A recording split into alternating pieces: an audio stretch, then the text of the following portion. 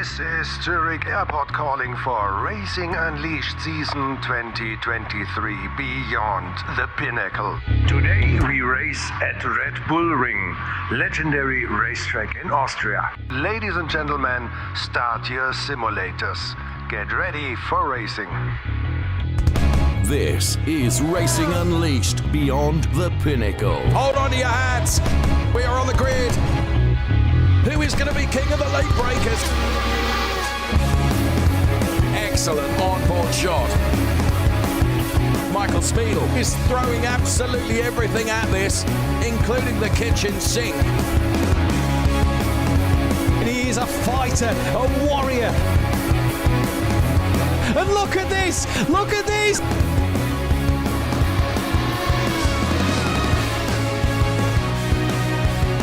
I'm loving this.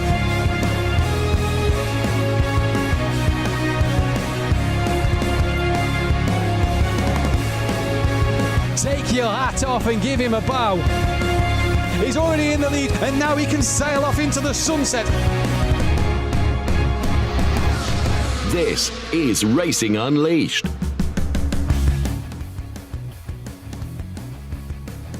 On the Pinnacle here, we're in our live interactive studio, and what a day this plans out to be, because the drivers are fighting for one of those over there, the beautiful trophies for this 2023 season, and they've got none other than to do it at the Red Bull Ring here, the second Challenger race of the season.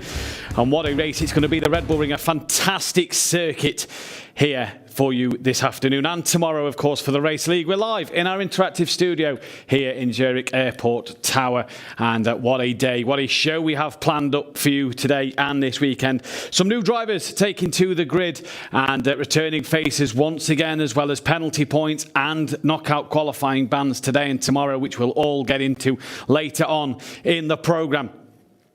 Knockout qualifying coming up with the gear up session. We'll get into the gear up session. We'll dip in and out of that, as well as doing other things. A few track explanations and a few other bits as well from Mr. JWW might be making an appearance. But here, though, is the Racing Unleashed RU23 for this season. The car that the drivers have got to take a best advantage on this year. And we've done some development since Silverstone, and we've really worked hard on getting this car absolutely right and spot on for the drivers. New push to pass for these drivers today. They'll get 8 uses of push to pass, which will last 8 seconds each time. Not the 5 that we had back in Silverstone. We have 8 chances for these drivers here today to use that push to pass, in which we saw Yannick Pletcher at Silverstone use it early on in the race last time out to get that race lead and take that race win early on, and really puts himself on the top step, going for one of them over there, though. Here, though, are the cars that we have on offer this season. At the very far end, we've got the Zurich car with the green parts of the front wings going all the way up onto the wing mirrors and the green helmet. They are the one who are in the Zurich Kemptal Lounge, Zurich Airport. They've got the light blue to their car, and that's how you tell them two apart. The Madrid Lounge, then, they've got yellow just on their front wing with the wing mirrors and the driver's helmet you see there, just to make sure you know that one. And Munich, sporting the very, very favoured coloured pink there to go with them. And in Calm, they've got the red colours for their chosen livery today. Obviously, that's how you'll tell the drivers apart on which lounge they are racing in, which lounge they are representing, if you will, in this Challenger League this evening. The green, the light blue, the yellow, the pink and the red. They're the 5 colours at their disposal. There will be no light blue on the grid, I do believe. I don't think there's anybody in the Zurich Airport Lounge today. It is Kemptal, Munich, Madrid and Calm, the 4 lounges that you will see out there tonight then. For these drivers, the Red Bull Ring, we've gone from one famous circuit of Silverstone. We come to a second one here in the Styria region of Austria. And it's going to be an absolutely fantastic race. The Red Bull Ring always provides great action. Very short circuit, not a lot of bits for the drivers to sort of get technical like Maggots and Beckett's. We've just got some nice imagery here from Silverstone then, from our lounges in Munich and in Kemptal as well. You see some of the people, drivers cheering them on. You will notice some faces there from the Race League. High fives from everybody. It was all smiles and thumbs up. And it was also some moments to reflect on as they go back. There's the Hayder brothers What a journey they had last time out. And the passion there, look, from Ciro Zambra and K.O as he was cheering on Yannick Pletcher. And everybody then had a fantastic Silverstone rally. It was a very enjoyable one for a lot of the drivers, especially that man there, Sebastian Hirsch, who had a fantastic time of it on his return back to Racing Unleashed after his crash last year. Come away with a great result, but no one was happier than that man you've just saw on your screen there. Yannick Pletcher was absolutely over the moon with his first win of the season and really got the job done early on and just left everybody for dust. And can he replicate that tonight? The difference they've got tonight is the knockout qualifying. Yannick Pletcher will now have to start at the back of the grid, so he knows himself he's got the work to do this time in knockout qualifying, and he's got to come from the back of the grid. Which will bring you the graphics shortly to see the grid order for the knockout qualifying. Obviously, like I say, 6 newcomers to the grid today for the Challenge League. We've got to qualify. Don't forget, the Challenge League drivers are not always set in stone that they will be racing in the Challenge League, because for the Challenger League drivers, they've got to qualify for this event this weekend. The times have came in. Everybody managed to get within I think it was a second and a half or just over when we looked at the times earlier on. 1.7, I believe the timing was between first and last. That is how tight it was in the qualifying session just to be here today racing in this one. No Michael Waversick, so we're not going to get that name wrong today. He missed out on the qualifying opportunity, so we'll hopefully see him again later in the season. But you've got a lot of familiar faces returning to the simulators today, if you will, and to their cockpits, ready to take on this fantastic challenge that they have in store for them. Gear Up then will be getting underway any time now, and the drivers will be in their cockpits. They will be getting ready. Some 10 minutes of preparation for them to get themselves familiarised with the circuit. If they've not raced all day or haven't tested for the last couple of days, they've got 10 minutes to get in the zone, find a rhythm and get going before the start of this race, or the start of the knockout qualifying session, in which one driver has himself a knockout qualifying ban after receiving the 20 penalty points. We'll get into that a little later on when we see the graphics on screen.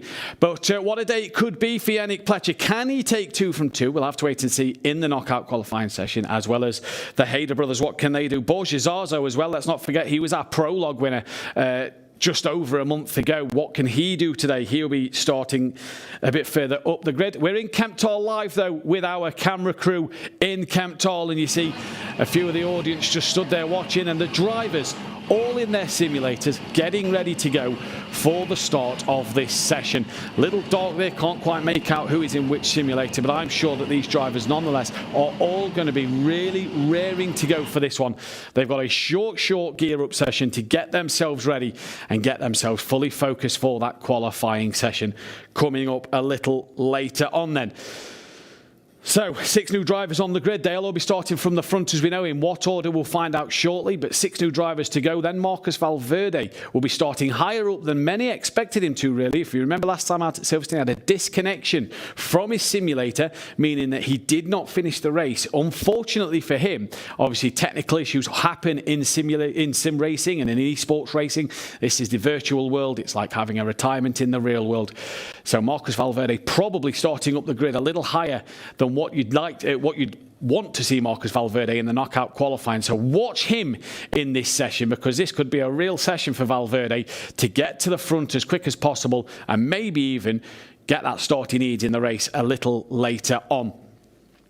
We have several drivers in the Kemptall lounge, a couple in Calm, few in Madrid and Munich as well. But let's take a look at Mr. JWW, who's just explaining us through the track.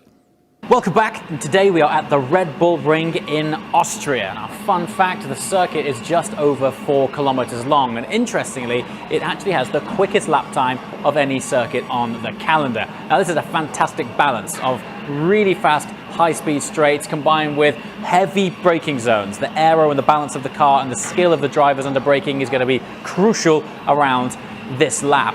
Now, today, it's going to be intense. Fairly long race. It's a close circuit. The cars are going to be going around like shoals of fish, so these guys need to be really on it. So stay tuned. It's going to be an action-packed one. Don't go away.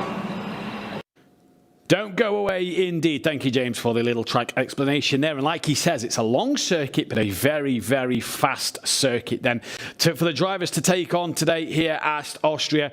We're going to bring up a couple of graphics in a moment of the calendar and the prize money. And this is the prize money that the drivers are in store for. And as you can see, this side of the graph is what the drivers are going to be looking at. The Challenger League, 750 francs for a race win, all the way down to 30 francs for a top 10 finish in your back pocket. The one that Yannick Pletcher is after, though, at the minute, and the one that Yannick Pletcher currently sits in that position of, is at 3,000 Swiss francs for a win in the Challenger League Championship, 2,000 for second, 1,500 for third, and all the way down to 100 francs for that top 10 in the Championship standings. And as we see, the Racer League to the right of us as well, and we'll get more into this one tomorrow, but you can bag yourself a massive 1,500 Swiss francs in your back pocket. We're here. Race 3, if you will. Race 2, sorry. 15th and 20th. That's the qualification period. That's why I'm reading that wrong. That's the qualification period. Race 3 opens up on the 29th of May to the 7th of June because we have got such a quick turnaround. We are back in 2 weeks' time for the third race of the year. So the light blue, race 3, 29th of May till the 7th of June. It opens up on Monday for the drivers to qualify for the Challenger League race. Get yourself involved. Get down to one of the racing lounges, whether it's Zurich Airport, Kemptthal, Caen, Madrid, Munich. Get down and try and take on these Challenger League drivers, because the track you'll be driving in 2 weeks' time, will be Mugello. We are here, though, for the Red Bull Ring, the 26th and 27th of May, the 9th and 10th of June for Mugello. Fantastic circuit to go around before heading to Italy at the end of June, staying in Italy at the end of June, 23rd, 24th of June for Imola. We're at home. We're at home for the Zurich Airport circuit to mark that midway point of the season, if you will. Monza at the 1st and 2nd of September.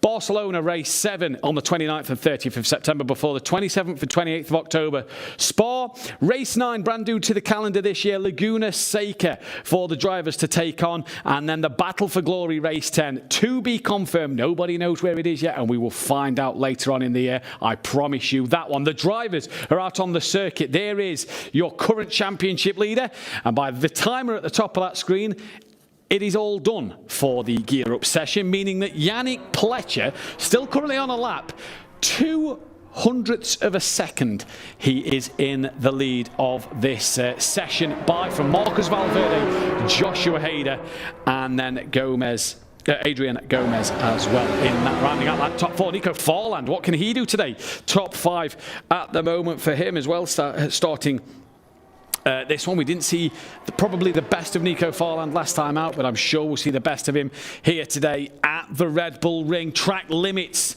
going to be an absolute key one around here, because the drivers are going to want to use a lot of curb on the outside of the corners as they exit the corners to try and get as best run as possible down the straights. But the track limits are going to be heavily watched here. And there you see, I believe, Joshua Hader sat. He's nice and relaxed, he's nice and calm, he's ready to go with our camera crew in Kemptthal, bringing us these scenes. Give us a wave, Joshua, if you can. Probably can't hear us. He's getting ready to go for this one, and I'm sure he's looking forward to what is going to be a fantastic race. They're all staying in their cockpits because knockout qualifying is right around the corner, and you do not want to miss this one.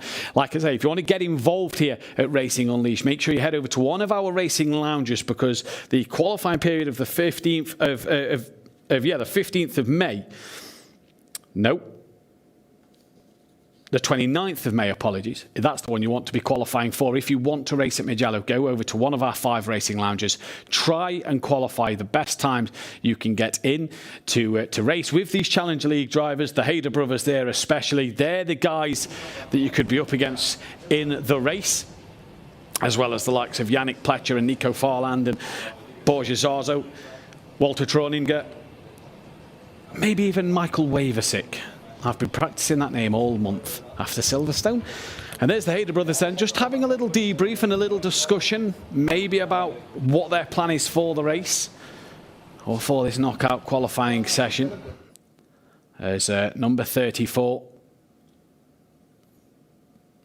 Goes to his yellow simulator at the very bottom of the row of 5, row of 5 at Kemptthal, 5 on the bottom floor, 5 on the top floor, and they all look like they're on the bottom floor today. And That man looks confident. He looks focused at the moment. He doesn't look like he's worrying about anything. A little wave there from Lorenzo Haider as well. To come up, their knockout qualifying session. Who will do what in this? We'll bring the graphics up very shortly to tell you the run through of who will start where. We'll go through, though, the knockout qualifying because it is a 14-lap knockout, if you will. The first lap is under the safety car. And if you remember from last time, lap 1, warm-up lap, if you will, behind the safety car. No overtaking is allowed. Laps 2 and 3 are guarded laps, which means we can go racing. We can race each other. We can overtake each other if we really want to. Laps 2 and 3, guarded laps, though. Nobody will be eliminated. It's this all-important lap 4 that you see here. Lap 4 is the one where drivers are really at risk of getting eliminated. The bottom 2 drivers from lap 4 will be eliminated all the way down to lap 14. And at the end of lap 14, we will have our pole sitter. And who will it be? Who is your money on for the pole sitter today? Who are you thinking could get this pole position in this one? So 3 guarded laps, apologies, today. And then at the end of lap 4 will be the elimination laps where we lose 2 drivers from the back of the grid. And it could be an absolutely fantastic one here because the Red Bull Ring, a lot of opportunities for slipstream. No push to pass, remember, in the knockout qualifying session. That is only for the race. Let's take a look, though, at the participants and the order of the lineup of the grid for this knockout qualifying session. And as you see, it is Robin Donny in P1, Matthias Overkirk. Apologies, that isn't. I don't believe that is the full lineup of the order, but these are who are participating. Matthias Overkirk, Roberto Miguez in there, Rock Merzel, Besnik Mortezi, Mario Stanek, Marcus Valverde, Michael Farland, Gianluca Palmisano, Thomas Herzog as well. And the bottom half of the screen, Andreas Koch, Fabio Schlegel, Augustin Torlacci, Walter Troninger, Borja Zarzo, Nico Farland, Adrian Gomez, Joshua Hader, Yannick Pletcher and Lorenzo Hader, then down at the back. That may have actually been the actual order for the knockout qualifying session. I'm sure there was a driver that was a little higher up than what I had on my list. Either way, that then your lineup for knockout qualifying session, and it was Lorenzo Hader that you saw at the bottom there, who will start last. Now, normally it's the championship leader who starts at the bottom of the knockout qualifying session, but it was Lorenzo Hader who picked himself up a knockout qualifying ban, which is 20 penalty points in a weekend will get you a knockout ban. Because he has to serve his knockout ban here today, his points will then be refreshed, and he'll be on 0 again to go back into the race. He's free to race, but we'll have to do it the hard way, starting from the back of the grid. We'll be having Carl Verdliger with us a little later on in the programme before rush hour to, again, just go through penalty points and explain them. If you missed Silverstone and wondering what is the penalty point system here at Racing Unleashed, or if you just want reminding, because it has been a month, if you just want reminding, then we'll be bringing that later on. The cars, though, are on the grid. There is the Mercedes-AMG GT3 safety car that will lead these cars away here at the Red Bull Ring. And you see the lights are about to appear on now, which means the drivers are about to get ready for this knockout session. And they're going to get themselves underway now as they go for knockout. And who is going to do what in this short session? Because the race is an extra 12 laps longer than the knockout. And it is the Kemptol Racing Unleashed manager who is driving the safety car today.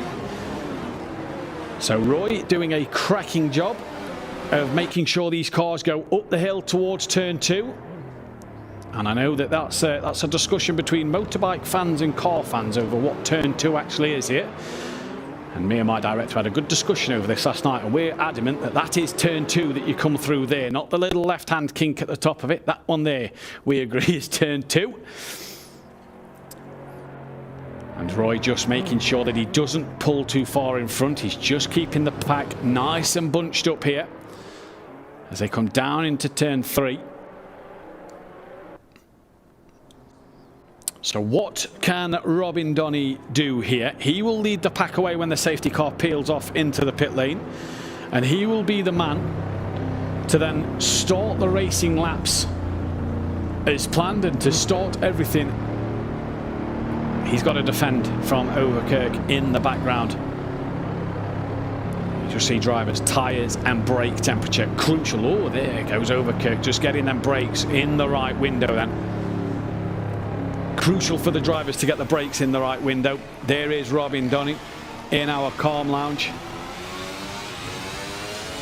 He now leads them away as the safety car peels into the pits. It is green and go for the first knockout qualifying session of the weekend here in the Challenger League. Race 2 is pretty much, round 2 is pretty much underway as Donny goes into turn 1, and that was a bit of a tap up the rear end there from what looked to be Roberto Miguez on the back of Overkirk, and Overkirk now tumbling down the standings here, and that then will probably more than likely be looked at by race control at the end of this knockout session. Donny gets away well from Miguez, and then it is Merzel in P3 as Overkirk there very disgruntled and unhappy at the start of this knockout qualifying session, and he'll feel a bit hard done to there. Already moves being made. Joshua Hader starting to climb up the grid a couple of places. Yannick Pletcher's gone from all the way from 19th place. He's up to 15th at the halfway point of lap 1. And for Robin Donny then, it's all go for him, and here is Yannick Pletcher. Look at him go. Looking up the inside, patiently waits for the cars in front just to get through in front of him. There are a couple wide in front. Borges Arzo's one of them cars as well. Nice and calm for Yannick Pletcher then through the middle sector. Now down the short straight before you come to the penultimate corner. Thomas Herzog through the final corner. There's a car in front very, very wide. That looks like it was Marcus Valverde, so maybe not picking up the pace as he would have wanted. Here comes Thomas Herzog having a look on Michael Farland. Can't get the job done. Farland misses the apex end, and now a chance for Herzog to pounce as they come up the stretch towards turn 2. Herzog having a real good look up the inside here, and here he comes later on the brakes. You bet your bottom dollar, and thank you very much. Job done. Valverde looking to make moves as well, just in front over Stanek. But can't seem to get that done. Side by side, a couple of cars in the background. Joshua Hader's now gone up to P12. Nico Farland's up to 11th place. What has happened to Yannick Pletcher then? Dropped down to 17th as we are on lap 3. So the last of the guarded laps here. And there is Joshua Hader. Got Borges Arzo right in front of him, and then a big gap really to Nico Farland. They've got some 5 seconds to Nico Farland. So what has happened to the back of this pack then? Because they have lost a lot of time already to the cars in front. And for Yannick Pletcher here, the session he wouldn't have wanted, straight out the blocks. As Joshua Hader looks to put the pressure on Zarzo then. Coming through the penultimate corner, try not to use too much of the curb and run off, and well done by the pair of them there. Marcus Valverde's attacking into turn 1 and late on the brakes. Oh, there's another car around. Oh, what has happened here? So Valverde's gone into the back of a car. He's very unhappy with that one. Oh, he's been tapped round again. So for Valverde here, trying to rejoin this session, I said in the build-up to this knockout qualifying, he's probably one of the drivers to watch here. Well, he's down in 13th place, has had a nightmare run there. That's put Joshua Hader, who's got past Borges Arzo in all of that. He's up to P10. Yannick Pletcher really struggling though down in 17th. Here is Joshua Hader on the back now of Stanek.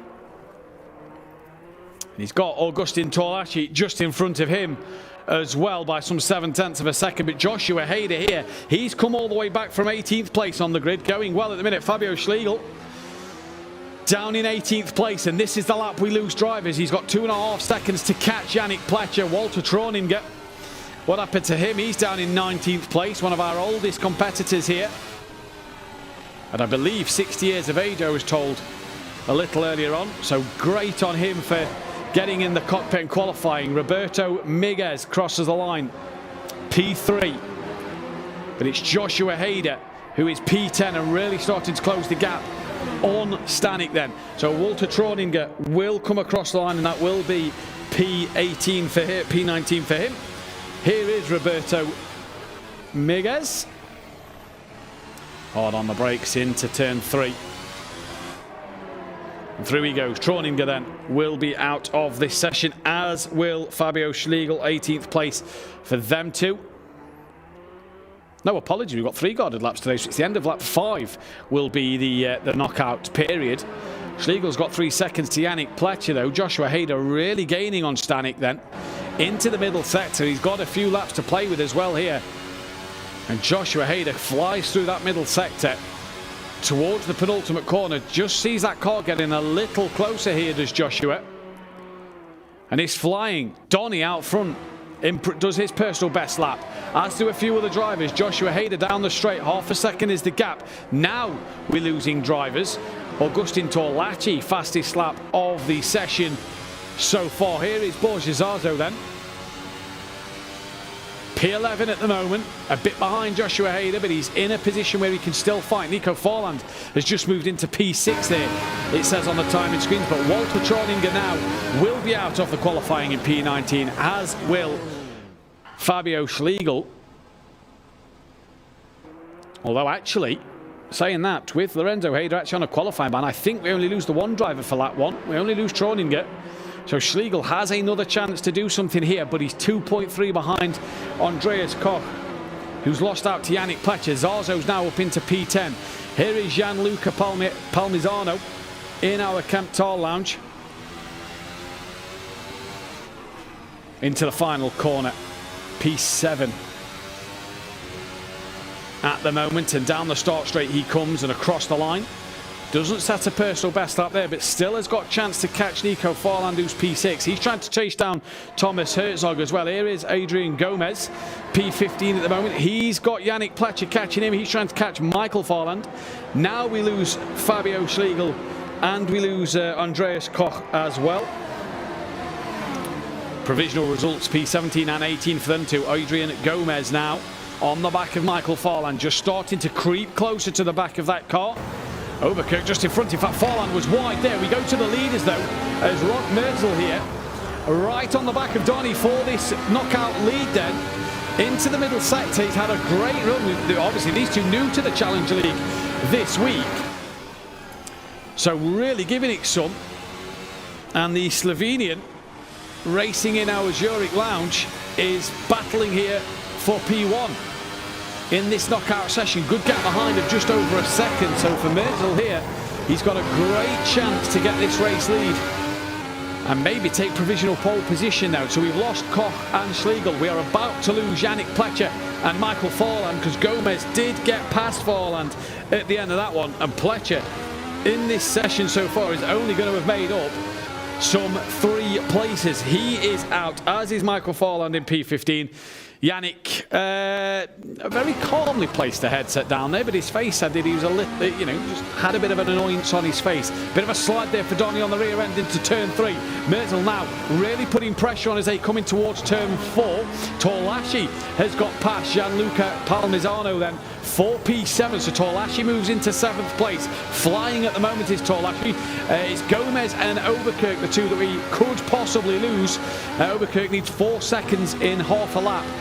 That's possibly not going to happen. Donny very, very wide through the penultimate corner. That'll possibly be track limits and potentially looked at here then. So for Merzel right on the back, here's Nico Forland on the back of Thomas Herzog now, getting closer. And they've got another car in the top 4 just in front of them then. And Forland, not a personal best lap. He's going to have a look at turn 1. Thinks better of it. He's a little too far behind. But we are going to lose them. Adrian Gomez will be lining up P14 provisionally, and Overkirk will be in 13th place. He got tapped round, let's not forget, at turn 1. Here though are the leaders, and Merzel's got that job done. Looks like he's got the switch back under turn 2. Down towards turn 3 they come. Late on the brakes is Donny. Tries tagging around the outside, a bit of door banger, wheel banging there. And Donny round the outside later on the brakes. Looks like he's managed to keep that one done. Merzel though yields on the outside of turn 4. And what racing between the leaders, runs a little deep into the gravel trap. That's just going to take that momentum away from him, and he's got to now rebuild and get this done again. But Merzel putting pressure on Donny now as they come towards the end of this qualifying session. Valverde and Stanek are the next two to watch.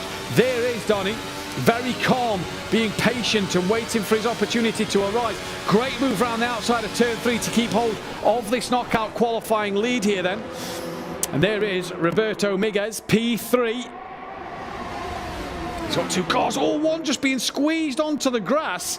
I'm not sure. They're the 2 leaders, so Miguez here on the top of the leaders. So it was Donny and Merzel. Donny's gone so wide at turn 2, and Merzel takes the the knockout lead here. And Miguez as well into P2. Donny's so deep, he didn't need to be that deep into the corner. He's dropped 2 places. He's now got to work hard to get these 2 back. He's got them right in his sights. And can he get a hold of them? That's the question. Nico Forland has got past Thomas Herzog then as well. So they now move swap for 5th and 6th. We have lost Stanek in P11.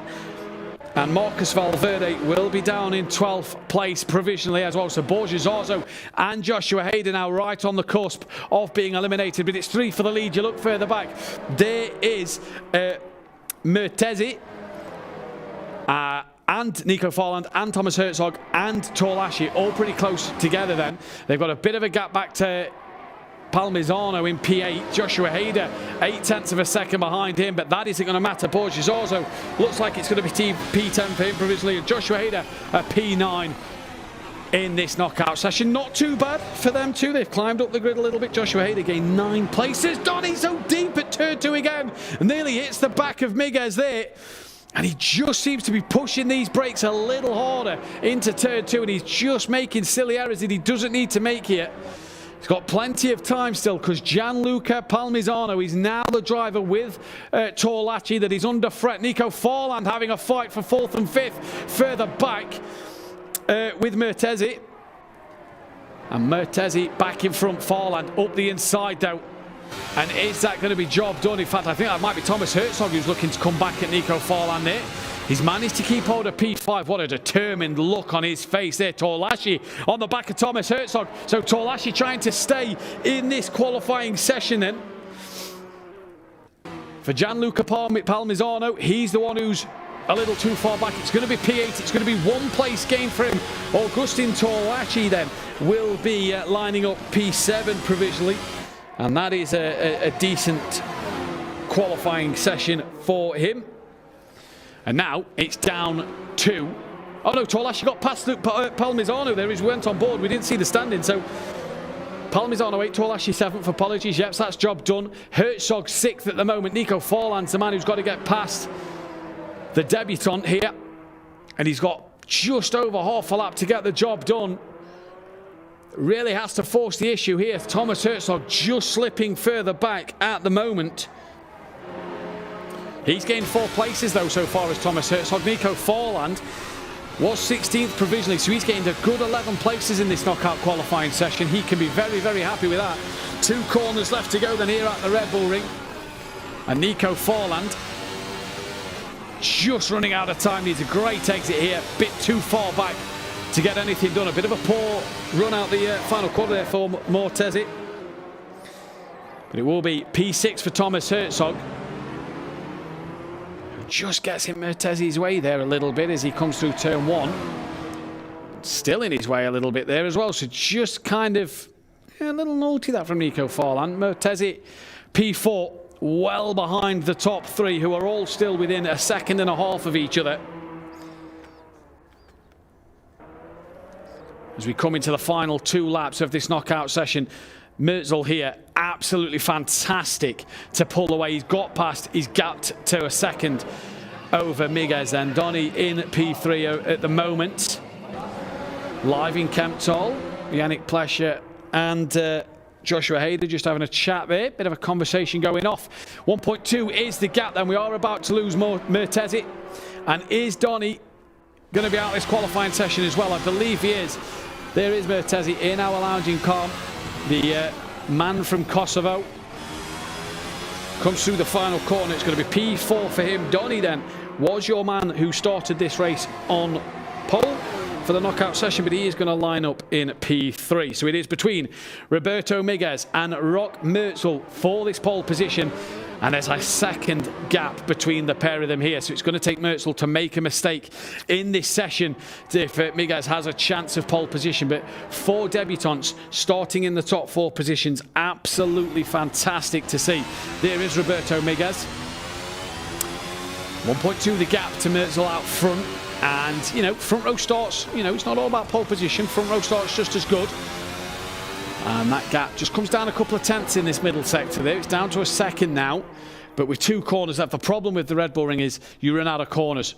So if you really want to try and outbreak your opponent and get the job done, you run out of time very quickly. But for Roberto Miguez, gains 1 place into P2. But for this man, Rok Merzel, it's going to be a provisional pole position for the Slovenian in our Zurich Kemptol Lounge. A fist pump from him there. Very, very happy man. And that man will be starting provisionally P1 in the knockout race, in the race coming up a little later on. Provisional pole setter in the knockout qualifying session. Can he tame the bull and win the race in the second later on? That's the biggest question here, because he's got a lot of work still to do if he's to win the race. No doubt he's going to have drivers flying through the pack to get this one done. But for Rok Merzel there, very good job for him. He's happy with that. Very pleased with P1. And I tell you what, this now is very interesting, because that is not only the win last time out for Kemptol, but it's Kemptol with another pole position. And I can't remember who's got pole last week. I think it was David Seed may have got pole at Silverstone, because Yannick Pletcher took the lead from him. But Kemptol now, after the race win from Yannick Pletcher at Silverstone, they get a pole position here. And this is live in our Kemptol Lounge. And that will be the man of the moment still in the cockpit there. There's Thomas Herzog and Joshua Hader. There's Lorenzo Hader. He's got his cap on still. He's obviously had that moment where he's just got to wait. He's got to be patient.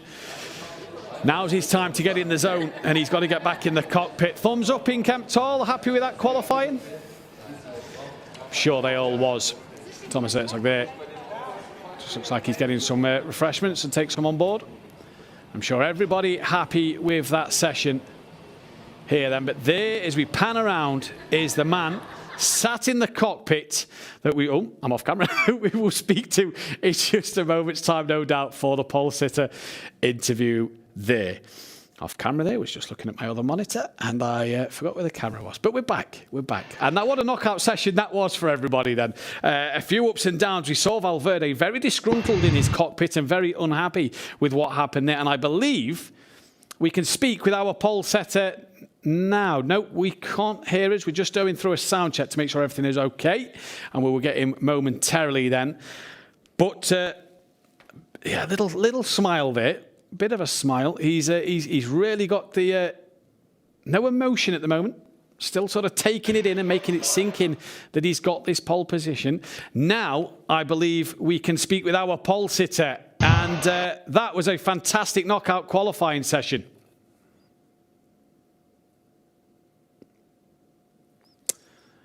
Kemptol, can you hear us?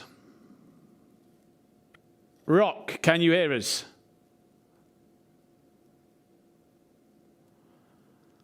I don't believe he can. I'm not sure what is happening there. We can hear him.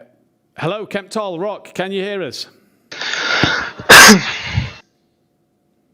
I don't think he can hear us at the moment, so we will try and get into Rok momentarily and get to an interview with him. We are just working on this one now, and we'll try and bring you the pole sitter interview. Rok, are you there? Can you hear us? No, not at the moment. So we will try and get this one sorted and speak with our pole sitter in just a moment's time. But what a session. Ik höre jemanden. Hallo, hallo. Schlecht. Mirzel. Ah. Hello. No. Hello, can you hear us? Hello. Rok, are you there? We've got him, but he can't hear us at the moment. That's a shame, because I really wanted to speak to him and ask him how he got the move done, or try to put the pressure and get the move done. Rok, can you hear us? Do we speak English?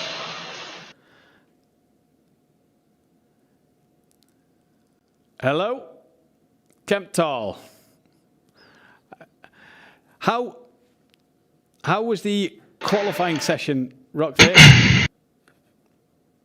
Now, we've got nothing from our pole sitter there then, so what a shame that we don't get to speak with him. We believe it may be that he doesn't understand English, so that's the problem we may be having at the moment, which is a shame to not be able to speak with our pulsar today, because what a session he had. He put the pressure on Donny, and he managed to get ahead with that little lovely move underneath at turn 2. But we cannot hear from him. Obviously, our guys in the background there just look like they're trying to get connected and make sure that we can hear everything. But what a knockout session he was. That man will be starting on pole position provisionally at the moment. We'll bring you the final classification when we hear from it from race control, who are working now. So we will we'll bring you our pole sitter, our final classification of the grid a little later on. Race control will be busy getting this one sorted. And we are waiting to hear for a confirmed P1, 2, 3, who are all under investigation. So that man there may be having to be a little patient and wait for this final confirmation of pole position. So he's your provisional pole setter. And, I can hear you. In the qualifying session, but can he now get this job done? We believe that he can hear us now. Rock, are you there?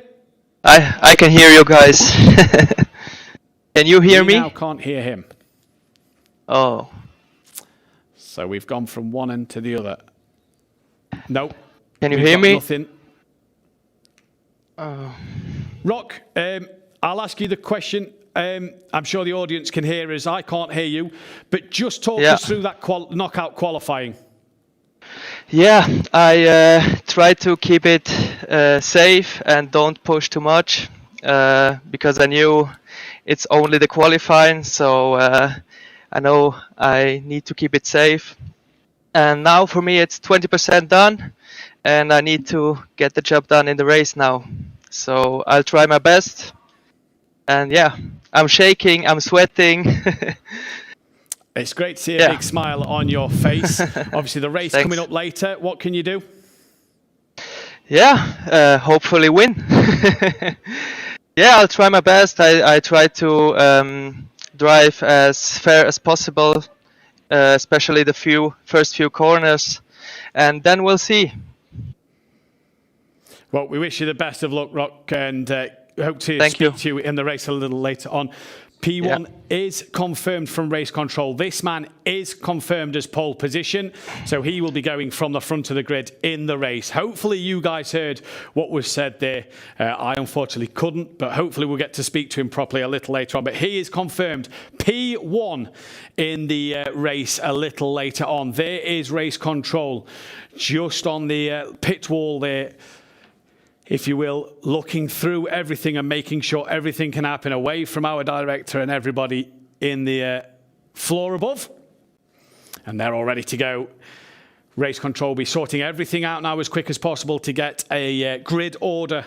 But one thing we can confirm is that Rock Merzel will be on pole position for the race coming up a little later on. 26 laps of the Red Bull Ring. Can he keep hold of that race lead and make sure that we can win that race coming up a little later on? We've got rush hour coming up in just a moment as well as we're going to speak with one of our Race Unleashed experts, Carl Verlinger, as well, about the penalty points, especially with Lorenzo Hayder having to miss out in knockout qualifying, what this means and what this will do for the next race at Mugello.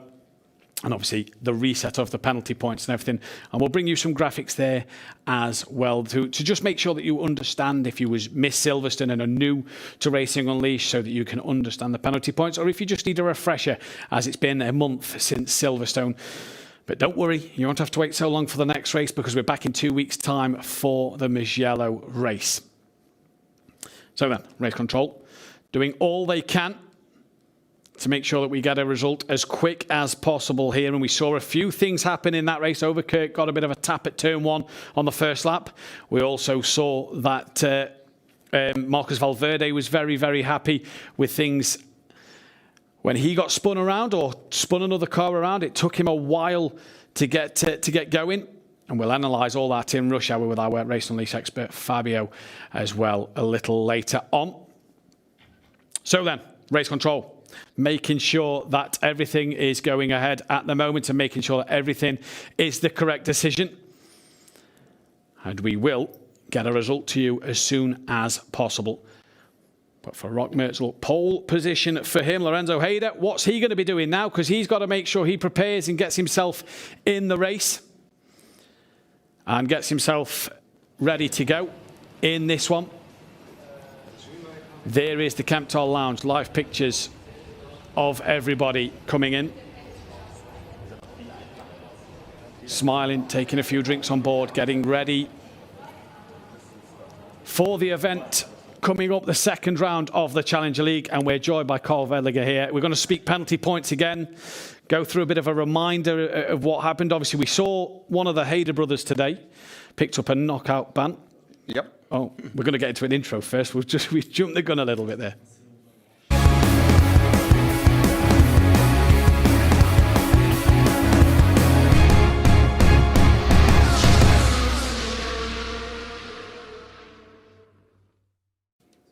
So, rush hour then. We'll be joined by two of our Racing Unleashed experts then, and it's penalty points first of all. Carl, welcome again. Thanks. We explained last time out at Silverstone the new penalty point system. We've seen it now in effect. Lorenzo Hayder had a qualifying ban. What does this mean for him now going forward in the future events?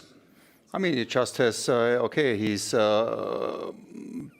knockout ban, so he's starting last and, okay, starting with 0 again.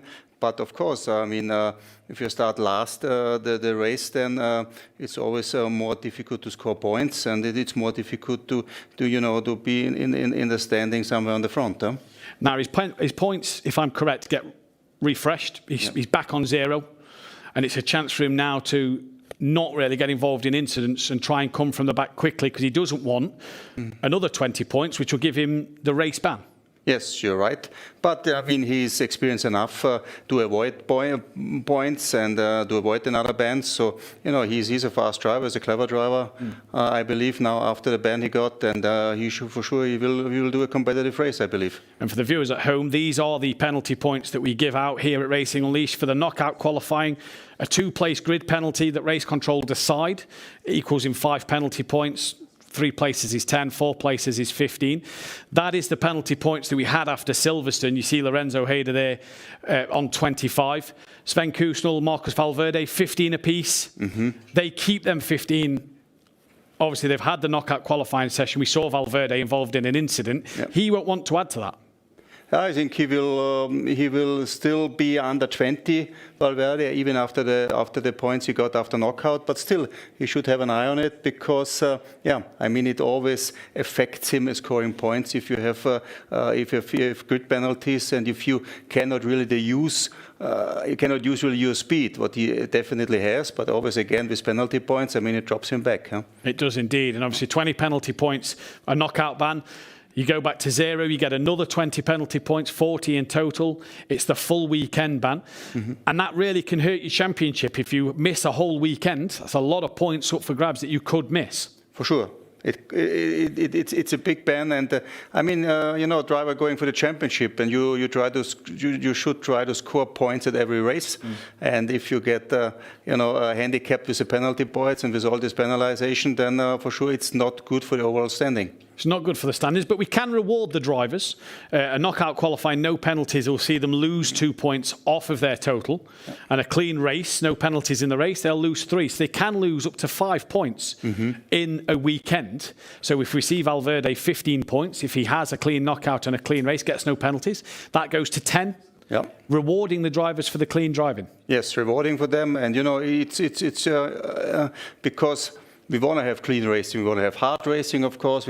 But with overtaking, but fair overtakes, and this is what they all can do if they look for it. And the penalty points is just one tool, really, to tell them, please keep a distance. Please don't drive too aggressive. Obviously, the first time it came in at Silverstone. Hopefully, drivers are going to learn from this going into this weekend and further on into the season. Yes, and I think Red Bull Ring is placed enough to overtake, actually. We have the long straights, and if you have good exit speed from the corners before, there's good overtaking possibilities without collisions and then without catching any points. Huh? Exactly. Well, thank you, Carl, for explaining all the penalty points there. That is the system then. You saw briefly then the Challenger League penalty points up for grabs. Lorenzo Hayder refreshed back to 0, so he now has a clean slate with everybody else who has no penalty points, but for Valverde and others, they keep theirs until they get to the 20, and I'm sure that we'll see what will happen from race control and penalty points in the future. Carl, thank you very much.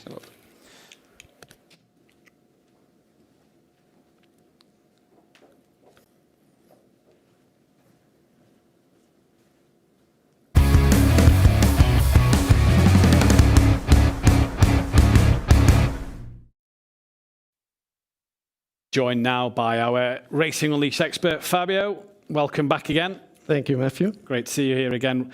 We're going to go through, obviously, some of the replays of the action, a little what happened in the knockout qualifying session. But from your point of view, happy with the session?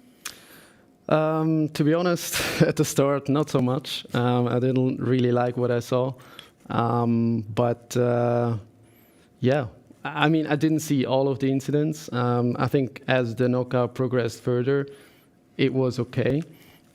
Still, there are some very interesting penalties that will come up, especially for what I believe is a penalty for Valverde, and he already got 15 penalty points from race 1. So yeah, I would say let's dive into those replays and then we can discuss. Yeah, while we wait for them to come up, obviously you've spent a lot of time working on the car, trying to develop the car. It's not just the Formula One teams that get to develop their cars. This guy here is working hard to develop our car. We've got 3 extra uses of push to pass, and it lasts for 3 seconds longer every use. Talk us through the decision behind this and why we've now got extra usages of push to pass. Yeah, with push to pass, we actually have the possibility to play around with it a bit to make it basically adjust it to the racetrack, because every racetrack has a different characteristics, as you know, and especially for the Red Bull Ring, for example, we have 2 long straights, or let's put the main straight as well, then we have 3. So there are possibilities to get into the slipstream, activate it, and then basically get the overtake done. With 5 seconds, they would have run out of the boost within like half of the straight. So we thought, okay, no, let's adjust that. They can maybe make an overtake after turn or for turn 2, and then right after that they can actually attack again. So the guy who was actually overtaken. So yeah, it's just a little bit for us to play around. Also give the drivers a possibility to be a bit more, you know, how I would say that, a bit more tactic. Yeah. So, yeah, I'm very eager to know who's going to activate it when, where, and who's going to save it, who's going to use it in the very beginning. So, well, we saw at Silverstone, Yannick Pletcher used it straight away. Yeah. Onto the Wellington straight, did not mess around, straight into the lead, and sort of left everybody else in the background. Very tactical there from Yannick to use it straight away. Do you think drivers will use it very first lap today? Obviously, 26 laps round here. Got a long race coming up. What kind of tactics, you ex-driver, what kind of tactics would you possibly use to use the push to pass? I mean, if I would be a driver, I wouldn't tell you guys. I mean, very clever thinking of Yannick last time round. I think nobody expected it. Not too sure if it goes down that well for this time round, but yeah, we'll see. It's always a bit tricky if you see a guy succeeding in the round before and then trying to also do it in this round, knowing that everybody knows what the guy has done last time round. So, yeah. Indeed. Well, while we was on about Silverstone, let's take a look at the recap of what happened. And it is green and go for the first first Challenger League race of the season here at Silverstone. A great start from Yannick Pletcher, P3, who is at though on the third row of the grid, already moving up the order, and a great start from P4, no doubt. Yannick Pletcher looking to attack. He's into second place ahead of Torlashi. It was Joshua Hader who got a great start as well, as he's moved up a few places. Troninger dropping down the order a little bit then, and they're all flying through onto the Wellington straight. A few drivers up and down the list. Lorenzo Hader's down to 30th place. Here comes Yannick Pletcher into Brooklyn's up the inside. A great manoeuvre from Yannick, and that already early on in this race is P1, and he's already used a push to pass to get the job done. Are we going to see Valverde use that push to pass? Down the Wellington straight we come now. Looks like he's got the run. He's going to go so tight towards Brooklands that he's got to really slow the car down, gets it stopped. He's got that run though on Troninger, gets the job done on Troninger. Here comes Borja Zazo. Whoa, darting back his Torlashi there as he has to avoid the slow car of Lorenzo Haider in front, and Zazo gets round the outside at then the farm curve.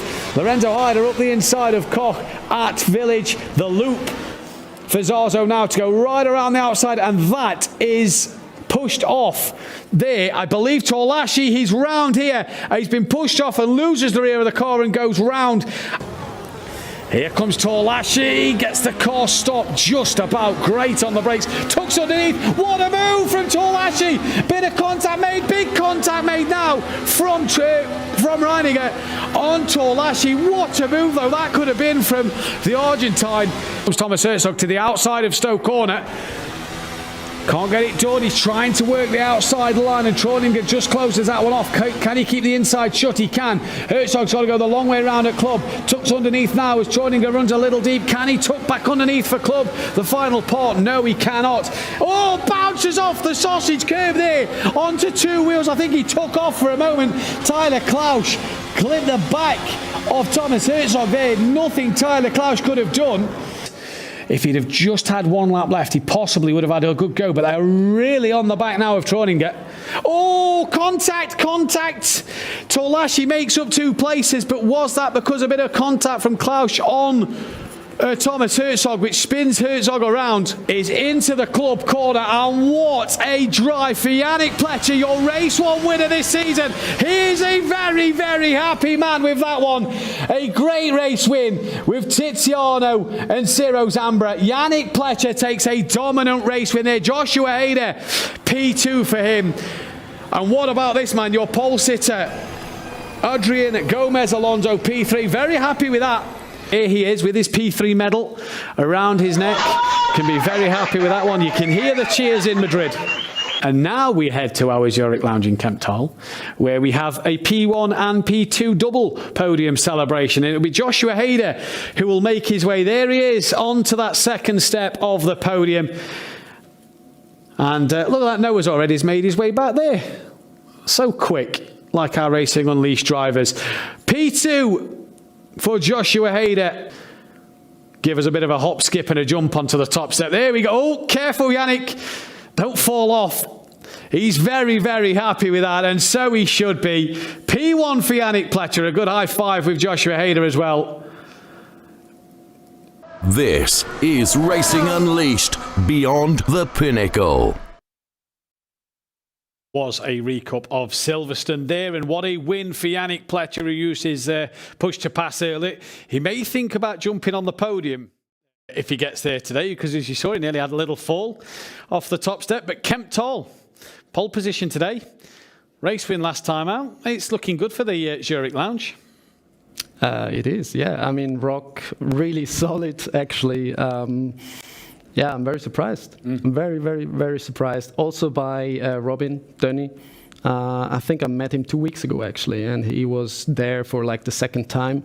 Obviously, he was lucky that he was starting from P1, but he kept it somewhat clean. There was like some incidents, but still he managed to, I think, end the knockout in P3. Yeah. Maybe a penalty waiting for him there, but other than that, very impressed. Did you think, because the impression I got watching the knockout was a couple of times he went a little deep into corners, just that little bit of maybe inexperience at Racing Unleashed, that just kind of overdriving the car and just trying to brake as late as he possible and running a little too deep? Maybe, but it could also be like a bit of nervousness. Obviously, he just lost the lead. He wants to come back, but then it didn't really work out for him. But yeah, let's get into the replays. Indeed. And then we see what happened. We've got Roberto Miguez here then, who's coming down the start straight at the moment. Yeah, I've noted that actually, and this must be right after the start. Unfortunately for Miguez, he actually shunts into Overkirk. Obviously, the worst possible start for Mattis. Turn 1 already in the tires. We tire saw rolls. the onboard of Overkirk, who looked very unhappy. That's lap 1 of a 14-lap knockout, if you will. Yeah. That's the first, flying lap. Really not what you want. This is on the rear view of Overkirk here. Yeah. Got a good gap out the final corner. The slipstream clearly in great effect. Gives Miguez the run into turn 1, and he just outbrakes himself. I think he just didn't expect maybe Overkirk to brake that early. I mean, he wasn't really braking early, but still maybe a bit earlier than Miguez used to do in the practice. Yeah. He should have been more careful there. Especially it's lap 1, it's double penalty points, so this is a clear mistake by him. It's 10 penalty points. The problem for Overkirk there as well is he's trying to rejoin. He can't rejoin because everybody's coming through turn 1. Yeah. He's got to wait. So it just really ruins his knockout qualifying session, doesn't it? You saw his reaction. He wasn't a happy man. He was actually looking forward to it because due to some cancellations, etc., he actually moved into the challenge. So he was very happy to actually participate. And then after lap 1, turn 1, it was actually over. Game over. Yeah. Obviously, that's going to put him all the way down in 19th place provisionally. And he's got a very fast Lorenzo Hayder right next to him, who's going to be charging like a bull, if you will. Yeah, I mean, Lorenzo actually, obviously, he had a look how the guys did in the knockout, so he's very eager to get on with it, finally get into the simulator and drive this race. Borges-Arzo lap 1 as well then. This looks like it's coming up towards turn 2. Just through the little left-hand kink on the brakes. And there's 4 red cars right in front of him. He just makes a little bit of contact on the bike. But is that late braking for Borges-Arzo? Because the 2 he hit there are already sort of turning into the corner. Yeah, that's a tricky bit. I mean, he was super late on the brake, kind of like a Daniel Ricciardo he did there back in his good days. Let's see it from the onboard. Obviously, getting out of the way of the crashes in turn 1. Now, slipstreaming, not sure who it is in the front. Nice move towards the inside. Yeah. He might have gotten away with that because he didn't really do anything to the car in front. Obviously, it upsets the car in front, but he doesn't turn it around. But it's obviously a tricky one for race control. Because he was coming from such a long way back. So I wouldn't, hold my hand into the fire and say this is a penalty for him or not. The 2 in front was turning into the corner. Was that something race control are going to look at and think, well, you said it yourself, how far back he was. Yeah. Is that what's possibly going to give him the penalty, the fact he was so far back?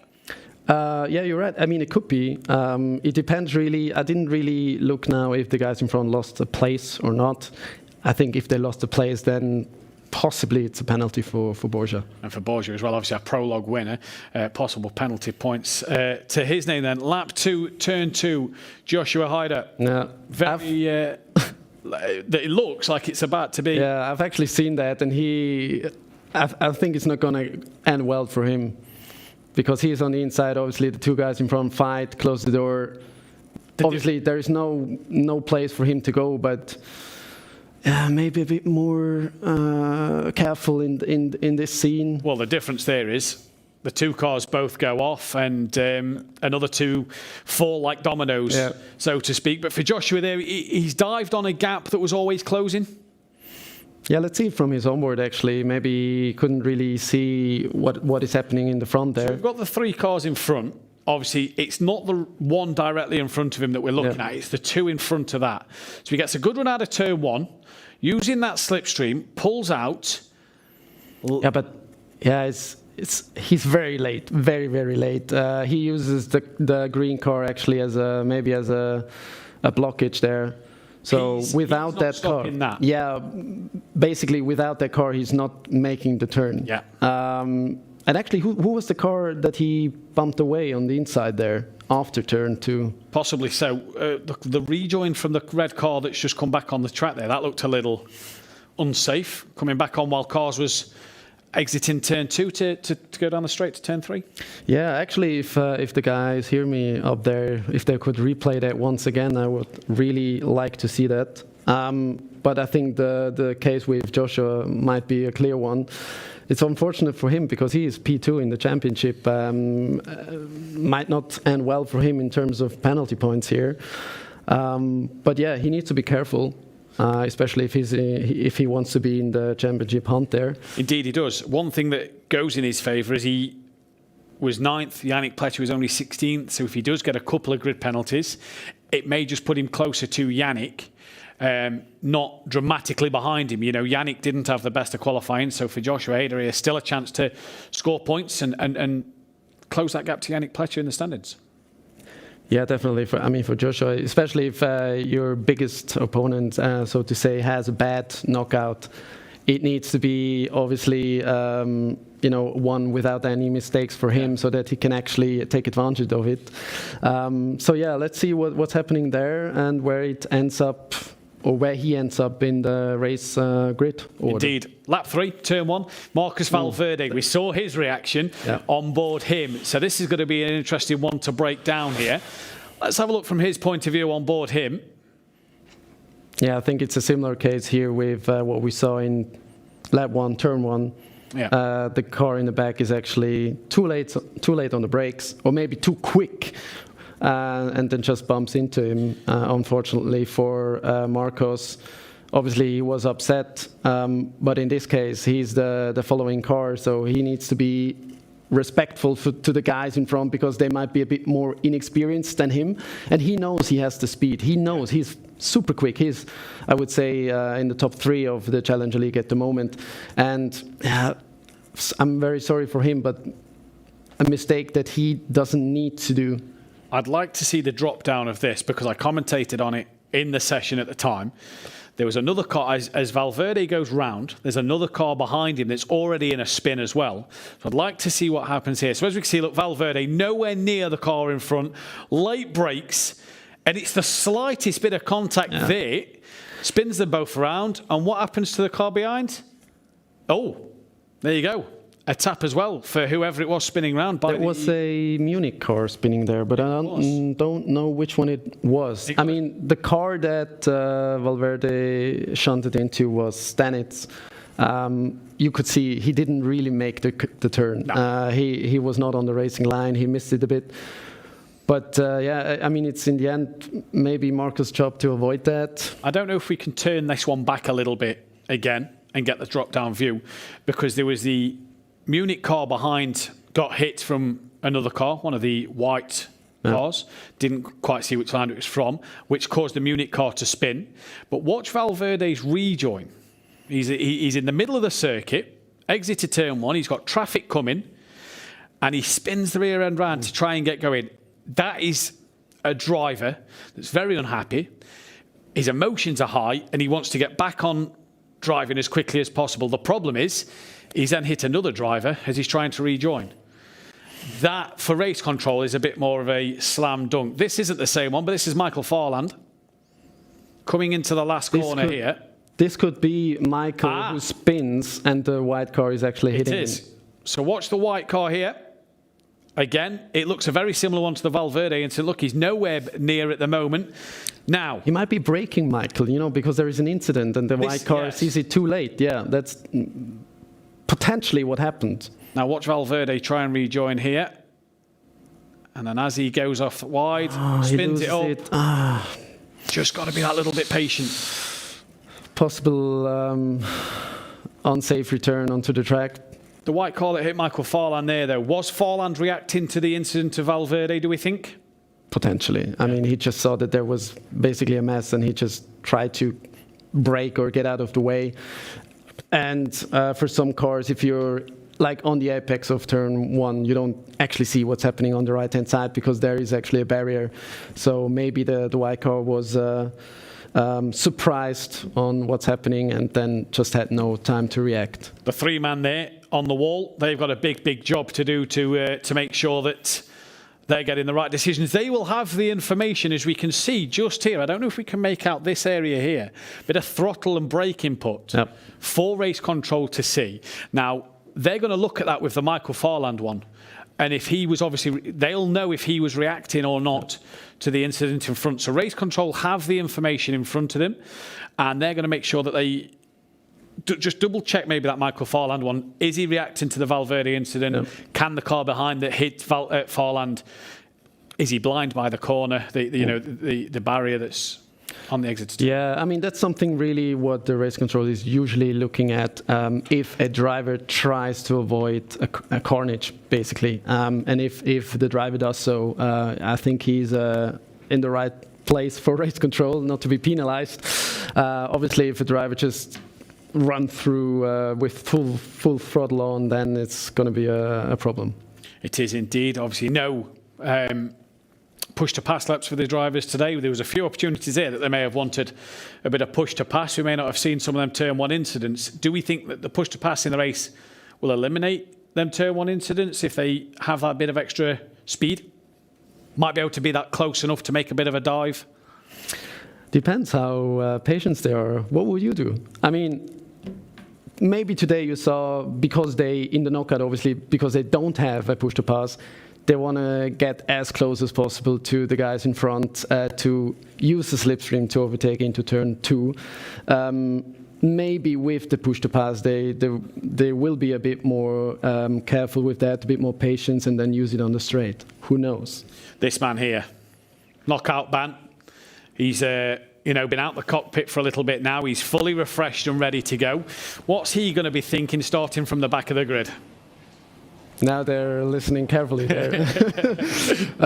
I think Lorenzo is going to send it. He's super quick.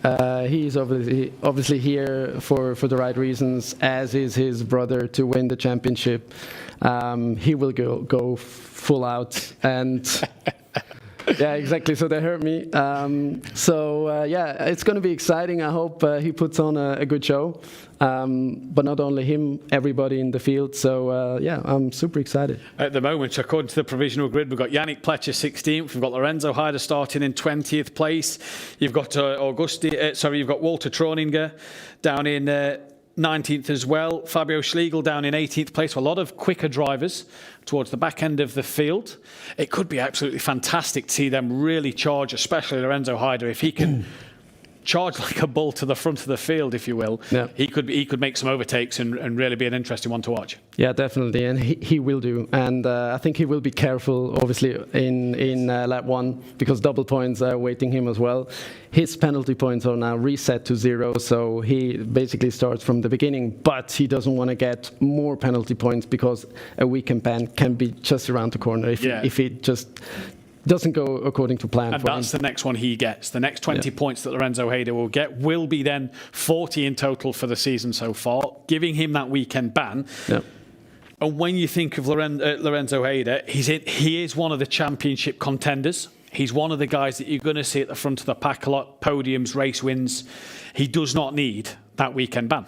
No, he doesn't. And nobody needs it. Nobody, really. So for him, it's now just keep it clean, but also try to be as aggressive as possible. But yeah, I'm actually more curious what happens with Valverde, because I think 1 penalty is for sure for him, so that puts him at 20 points. And we know we do the calculations at the end of a challenge, so drivers can have 20 points after the knockout. But if they, for example, have a clean race, a penalty-free race, it's -3 penalty points for them. So that means he would have 17, which is no knockout ban for him for the next race. But as you just rightly said so before, that rejoin that he did, if race control deems that as an incident that's going to be penalized, then it's basically over for him because it would be 25 points, which is minus 3 points is 22. So he would have a knockout ban for the next race. Not just that, though, is we go into the race where penalties, if he's got grid penalties, which means obviously going to be demoted in the grid today, if that is the case, he's then going to want to try and make these places up in the race. So we're possibly, for Valverde, he's got to be careful here because he could be close to that 40 mark. But either way, Fabio, it's been fantastic to have you here once again. Thank you for joining us. Thank you. Oh, you're staying with us. We've been told now you're staying with us.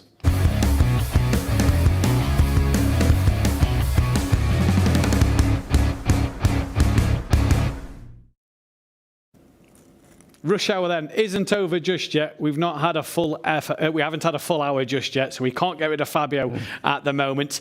What we do have, though, is we have a brand new GT sim that is being launched by Racing Unleashed, and we've got to see some clips of it a little earlier upstairs, and it looks absolutely fantastic. Here is one of the clips that we can just talk over while we play as well. Obviously, in our racing lounge at the Circle at Zurich Airport. Beautiful GT simulator, which Mr. JWW, James himself, got to have a little try on and a little go. Real racy VR headset as well to make it sort of feel more realistic towards the GT racing. And there is a few of the guys absolutely looked like they loved having a go. New on the wheel, the screen for the drivers as well. Talk us through a little bit about this GT Rim. Yeah, it's something completely different, right? It's the next step for Racing Unleashed, obviously, to go from F1 simulator to a GT simulator, because, as you know, the community in the GT class is huge. And we've got the technology, we've got the experience, we have the guys at Racing Unleashed, especially in Maranello, because this one was also built there, to actually manufacture that. And this is a prototype in a way. It's not the final product. It's just a way where we want to, get a feedback from the people. And if you're living around Zurich, you can come to the Zurich Lounge, test it for free, try out the VR headset, and just give us some feedback and say what you think. I'm popping in tomorrow. Tomorrow? All right. Tomorrow. Well, the minute we go off here, I'm popping in tomorrow before we catch the flight home. So I look forward to possibly seeing that in action, maybe even getting the chance to get behind the wheel myself. On Assetto Corsa Competizione, I do believe, as well. Yep. So the official GT game. Yep. Built for the GT racing that follows the GT around America, Britain, Europe, Asia. Fantastic to see. You've also got the likes of the Super Trofeo cars. You've got Ferrari Challenge on there. You've got Porsche Cup cars on there. You've got the Touring Car of America as well. Yep. We also have this absolute beast. Yeah. The new Formula simulator, exactly. It might look the same from the outside, but I can tell you a lot of work has gone into that, as you said. So also here with the new steering wheel, full of carbon fiber this time around, with the display, many pages that you actually can show, like tire temperature, etc., different settings where you are on the track. Also the motion rig is completely different. It's a huge back forward, and you will see that tomorrow with the GT Sim, because they use the same one. Massive work that has gotten into that. Special thanks to the guys in Maranello who did that. And absolutely noise free. And let me tell you now, if you've been to one of our racing lounges, you'll know how loud the simulators are at the moment. So the fact that that's noise free, you'll be able to hear a pin drop in the racing lounges on race weekend. Unless the Hayder brothers are there shouting, because they're very emotional guys. Or their fans. Or their fans, exactly. Or Ciro Zambra and Tiziano Capodio we saw last time out with Yannick Pletcher. They was very hyper as well and very vocal. So 2 new simulators coming. It may look the same, the new Formula Simulator, but it's not. Obviously, the components on the inside are the big difference for that one. What are we, with the new Formula Sim, what are we looking to get out of it? Are we looking at any changes in terms of the response of the simulator to the drivers on the track? Yeah, it's massively more responsive, the new simulator. There is also more immersion, actually, because the motion system works in a different way. It has actually more movement, more direct movement. So you feel more at one piece with the car, which relates into more realistic racing, so to say. It also will give us potentially the possibility to use pit stops, because we can actually now, with the new steering wheel, program it that the drivers can actually come into the pits, change tires, etc. Maybe also have repair some damage on the cars. So, but obviously this will only come into place if we can equip all Racing Unleashed lounges in time, possibly for next year, because we want to keep it even. We're all about fairness. So no lounge has to drive with the old simulator, whereas another lounge can have the new one. So if this is not given, obviously there wouldn't be a championship. So it needs to be fair, as always at Racing Unleashed, and that's what we try to make happen. Indeed. So possibility next year, maybe the year after 24, of the fact of new simulators, pit stop races, possibly being able to repair some wing damage for front wing changes, that we may see a few of these drivers, based off of some of them penalty clips we saw there, they did needed a new front wing after it ended a few cars. So the new simulators, hopefully to be rolled out across all the lounges for next year. Oh, can't wait for 2024 already. Yeah, me neither. Actually, I'm really looking forward to that, and I really hope we can roll it out for every lounge. But yeah, as you rightly said, so because of the damages, right? This is the reason why we put penalty points into place, to calm drivers down. Yeah. Because there is no damage. Obviously, with damage, drivers would drive differently than they are at the moment. So this is why we have the penalty points, to maybe manage their aggressiveness a little bit. We're sort of balancing out penalty points with the damage, because we can't, our wheels at the moment don't have the function of being able to change settings for a pit stop. Penalty points brought in sort of maybe balance that out then. The drivers all getting back into their cockpits and simulators, taking on some last minute advice, whether it's from friends, family, girlfriends maybe even, who knows. But that's actually Angelo Michel there with Nico Folland. They're good mates. Actually, Angelo is Nico's mentor, so they train a lot. They spend a lot of time with each other also in their free time. So maybe some last minute tips, how to approach the race. But Nico is already an experienced guy, so he knows what to do. But maybe sometimes it's, comfortable to speak to someone, maybe to get, your nerves straight. And yeah. Go on then. I put you on the spot last time. Who's winning the race? Actually, I don't know the starting grid.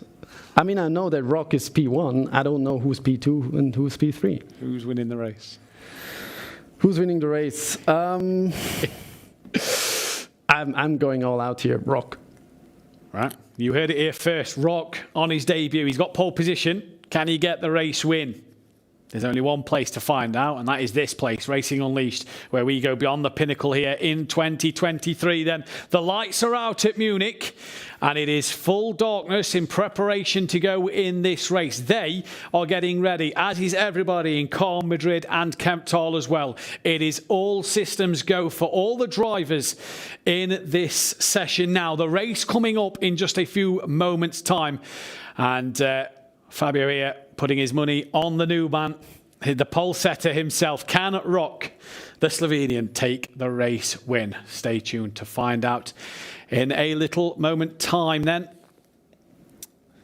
There's again still some information being taken on board there. I just see behind me. You may not be able to see that clearly, but there is just still to the far side of me a bit of information being taken on board.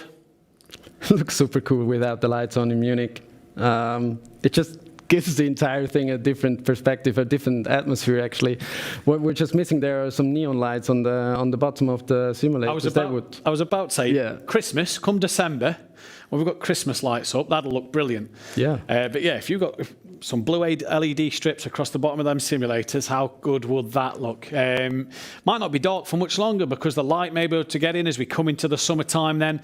But obviously as we get towards the winter at the end of the season, that is going to be one dark room lit up by 5 or 6 racing screens, and the noise of the simulators go. You've been in this situation where you've been told to get back in the simulator, you've been told to get back in the cockpit. What goes through your mind as a driver You've got to sit in, you've got to wait now. We know, the length pretty much of the wait.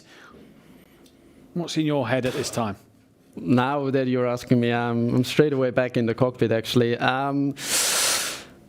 It depends. If you have a screen and you know what's going on the broadcast, then you know roughly where the interviews are, because last year around we went through the starting grid and had interviews here and there. This year it's a bit different. You don't really know who's going to be interviewed and when. And especially in Zurich, where I used to race most often, you don't have that screen on the side as we have, for example, in Munich. So you have absolutely no idea where we are, and suddenly the screen turns on and you have to be focused, right? Obviously, there is still a bit of a gap, I think like 1.5 minutes or 2 it was, where you can refocus, maybe warm up your wrists again, and adjust, your vision to the screens, and then fully focus on the light before they go out. As a driver yourself back last year, did you prefer to not be interviewed on the grid so that you could have that bit extra time to concentrate? Depend. If I had a bad knockout, then obviously I would have loved to be not interviewed. But anyway, let's get on with the race. Yes, indeed. Let's go racing. Fabio, thank you very much. Thanks.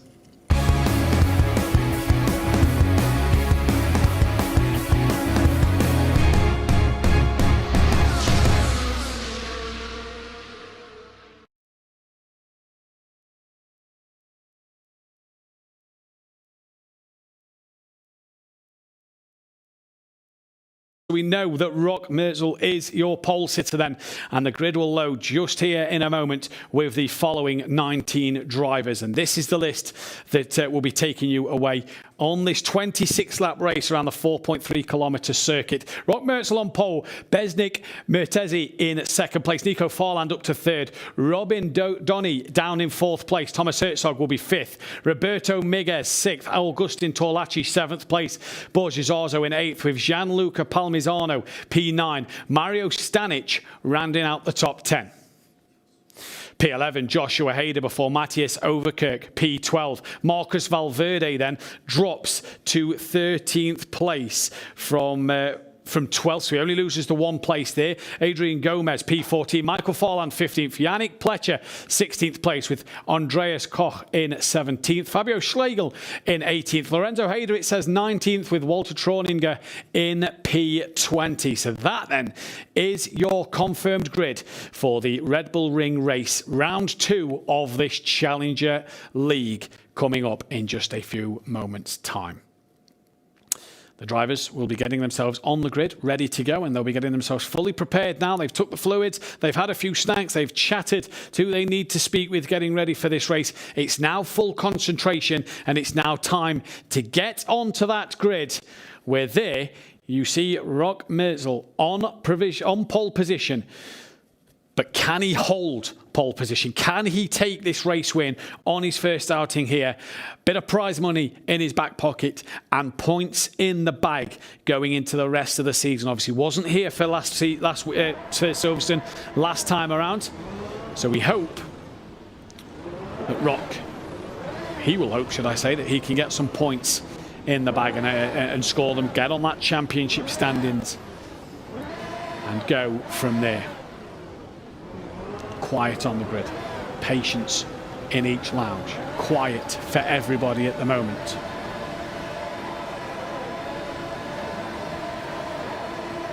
Quiet at the Red Bull. We're about to get underway for our Challenger League round 2.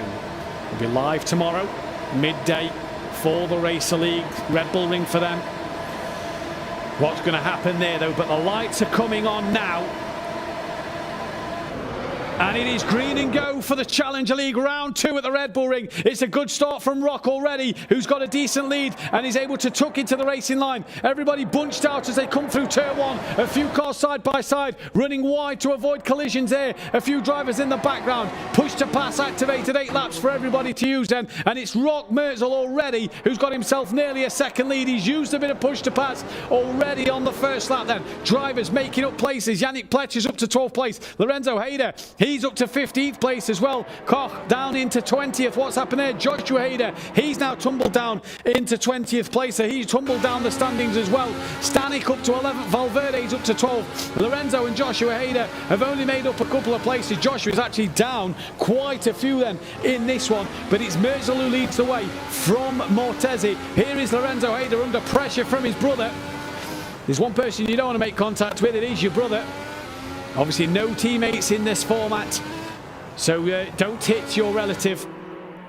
Gomez gets past Koch here. Merzel out front already, 7/10 of a second in the lead. He's already used 3 push-to-pass activations early in this race. So within 1 lap, he's already used 3 push-to-pass. So is Nico Forland. He's used 3 as well. Merzel again, straight back on it. He's used half his allowance on lap 2 of 26. He's already making sure he pulls out that gap over Mertezi. Forland's into P3. He's used a couple of laps as well. Here is Nico Forland trying to tuck underneath the yellow car of Mertezi, but can't get the job done. Another push to pass for Merzel used. He's already used 5 laps now of it, and he's maybe wants to save some for the end. Here comes Yannick Pletcher, not used a lap at the moment. Torlashi's used 2. All contact from Pletcher on Torlashi, and Yannick makes the move stick. Well, maybe he should have just got out of the throttle there and let Torlashi keep the place, but a moment there for Yannick Pletcher on the back of Torlashi. Gianluca Palmisano has also got past Torlashi, then he's up into 8th place as well. And now Pletcher can head after the lead. The rest of the cars in front. Joshua Hader now has Troninger right in front of him. Little wiggle off the curb there as it bounces over. You saw from him shaking his head that he knew any more curb than that and the car would be very unsettled. And the driver's saying that the car does not like being in the dirty area, so he's going to want to make sure he gets past Troninger as soon as possible. Borges also fastest lap of the race. And here is Mario Stanek then, up the hill towards turn 2 in a bit of a train at the moment of 4 cars. Right behind Torlachi, he's got Valverde right behind him. And for Stanek then, gets it braked in, stopped and turned, and just manages to get it done. No place at the minute. Forland, though, has got 2nd place. He's got that one done. Joshua Hader as well has moved up to 16th place.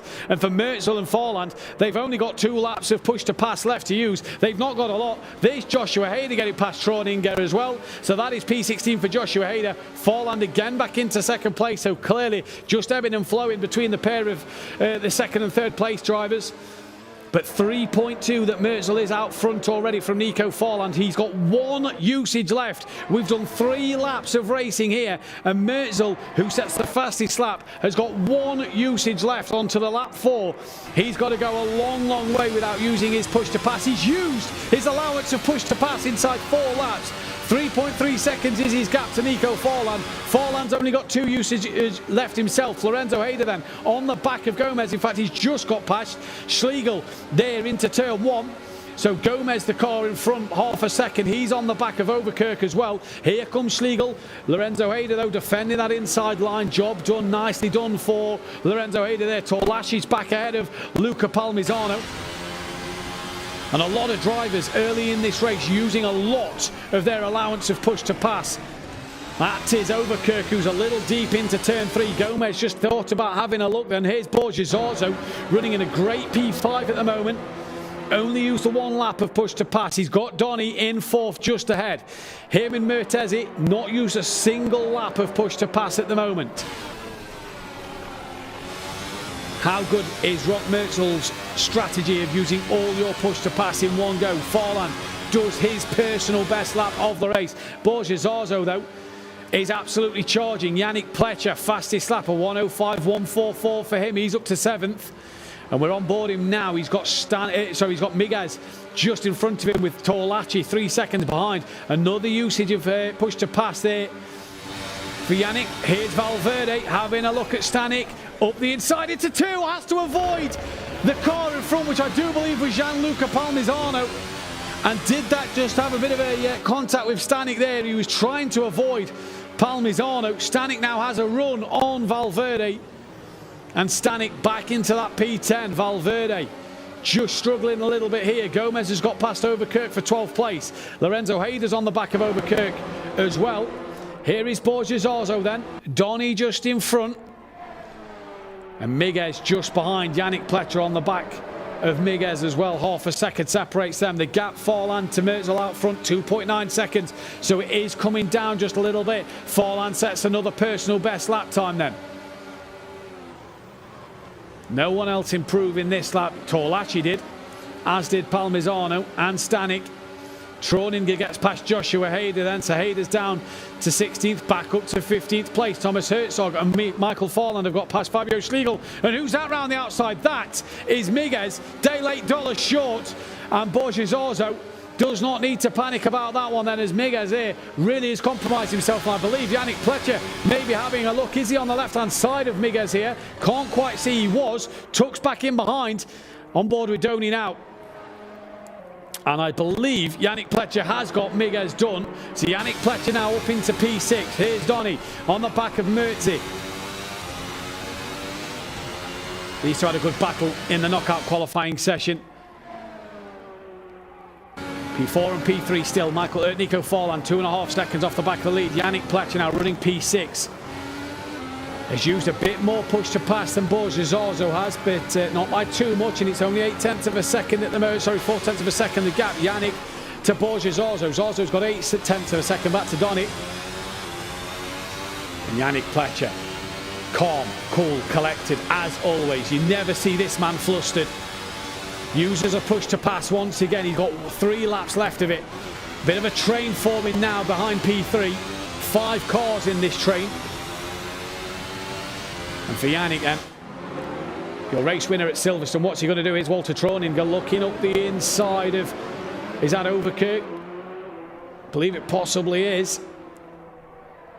Still side by side, bit of wheel-to-wheel contact there, nothing unsettling the cars. Troninger up the inside, easy as you like, gets it stopped on the apex port perfectly. And that's a great move for him. There is Sebastian Hirsch in the background and Walter Troninger then. Fantastic move. Just proving that age is just a number and talent is what you need in these cars. Fantastic move for him, and he parked it on the apex to make sure that there was no way back there for Overkirk to come back through. He's now got to try and face Thomas Herzog, who's gaining on him in the background. 2.2 seconds the gap out front, Forlan to Merzel. As Donny then has got past Mertesi, and that is a change for P3. Zorzo's got past Mertesi now, so what has happened to Mertesi, who's come back to Zorzo? That is now got back ahead. Troninger pulling away from Overkirk, who's got Herzog right on the back of him. Pletcher's now ahead of Zorzo. Miguez has lost out. Miguez has gained over Mertesi, who's lost out to Torlachi now. So place is changing all over the place here. Here is Borges Orzo. There's Donny and Yannick Pletcher just in front. Yannick looks to the outside, steadily, patiently waiting. Late apex on the corner there, and Donny now has to defend from the current championship leader of Yannick Pletcher. But what happened to Mertesi? Dropped down to P7. He's got back ahead of Torlachi then. But Torlachi right on the back of him. So Donny's still got a bit of a train behind him. Lorenzo Hader a puff of the cheeks there as he gets up to P11. Joshua Hader's followed him through as well, so I'm not sure what's happened to Gomez then, but Troninger's got past Stanek, so Stanek's had a problem, so has Thomas Herzog and Overkirk. Here's Augustin Torlachi. P8 right on the back of Mertesi, 0.3 of a second. Yannick Pletcher has 1 activation left. Thomas Herzog has used all of his push to pass. There is Roberto Miguez on the outside of Borges Orzo. That is job done for Roberto Miguez. Yannick Pletcher in front as well has got himself past Donny, and that into turn 3. Donny trying to go around the outside of Yannick Pletcher. Borges Orzo trying to go around the outside of Miguez. Contact between Orzo and Miguez, and that means Orzo just runs into the gravel a little bit, loses all momentum. Yannick Pletcher uses up his final push to pass and has now got himself up into P3. Your current championship leader back on the podium. Donny here though hasn't used a single lap of push to pass at the moment and has got a huge gaggle of cars behind him. Borges Orzo was the one that missed out. Miguez now right on the back of Donny. Runs a little wide out the final corner. There's Orzo. There's Mertesi. Torlachi. Palmisano will want to get on the back of this. Here is Augustin Torlachi, the Argentinian. Into turn 1. Very patient. Comes through. Little wide for Mertesi. Just clip that sausage curb on the outside. 3 drivers all used up. Nico Forlan, 2 usages left. He's 1.9 behind Merzel. And for Torlachi, he's getting closer to that of Mertesi then, as Gianluca Palmisano has lost out to Marcus Valverde.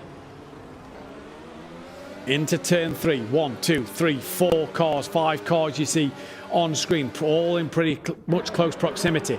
Valverde has Luca Palmisano coming back up the inside of him. A little wiggle on the rear end for Palmisano there. Has that compromised his run? It did just a little bit. You know, it meant he had to tuck behind Valverde and couldn't keep it up the inside for the next left-hander. So Valverde moves himself into P9 now. Lorenzo and Joshua Hader are charging through the field. Lorenzo Hader, let's not forget, started at the back of the grid with that knockout penalty and is flying at the moment. Yannick Pletcher, fastest, personal best for him, should I say, with no push to pass. 7.6 seconds though he's got to Nico Farland. For Mertzel at the minute, 1.5 seconds in the lead. Here is Yannick. The thing I like about this man is he never looks like he's panicking. He never looks like he's flustered. He has the same facial expression the whole race. Torlacci, P8, 0.3 of a second behind Mertesi, who's a little wide on the exit of the corner. And does this allow Torlacci to pounce here? Looks at turn 4, pulls out, thinks better of it, patiently waits. But Mertesi in front has made a few mistakes now, and this could allow Torlacci to take advantage of this and gain that place that he needs to move him up the standings once again. The Argentinian absolutely charging at the moment. Borges Arzo's just started to drop these cars as he's getting back on the rear end of Miguez, who's still with Donny for P4 at the moment. Donny does his personal best lap of the race. It was still, though, a couple of tenths slower than Miguez and Borges Arzo. Valverde, P9. Personal best for him.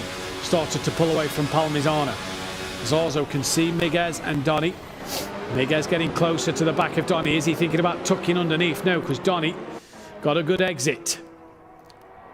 Lorenzo Hader's now, Lorenzo Hader, sorry, battling with Palmisano for P10. Final points position as well.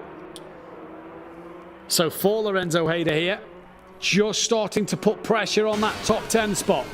Here's Roberto Miguez. Little wide, misses the apex on Donny there. He's just going to lose a tenth or two.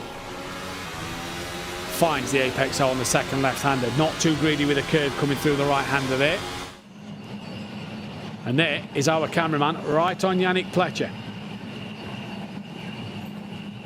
No panic. All nice and calm in the Kempthal Lounge at the moment. They're all watching, nervously waiting. Family and friends all keeping their eyes out on what these boys can do.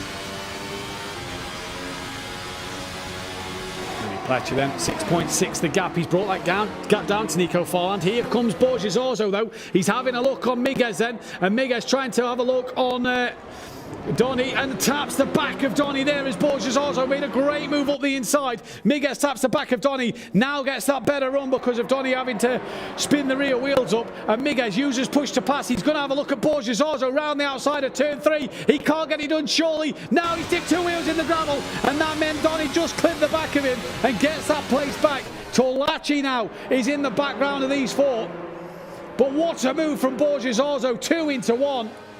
Lorenzo Hader looks like he's about to, sorry, was that Lorenzo Hader? No, it might have been Valverde on the back of Mertesi. Nico Farland now.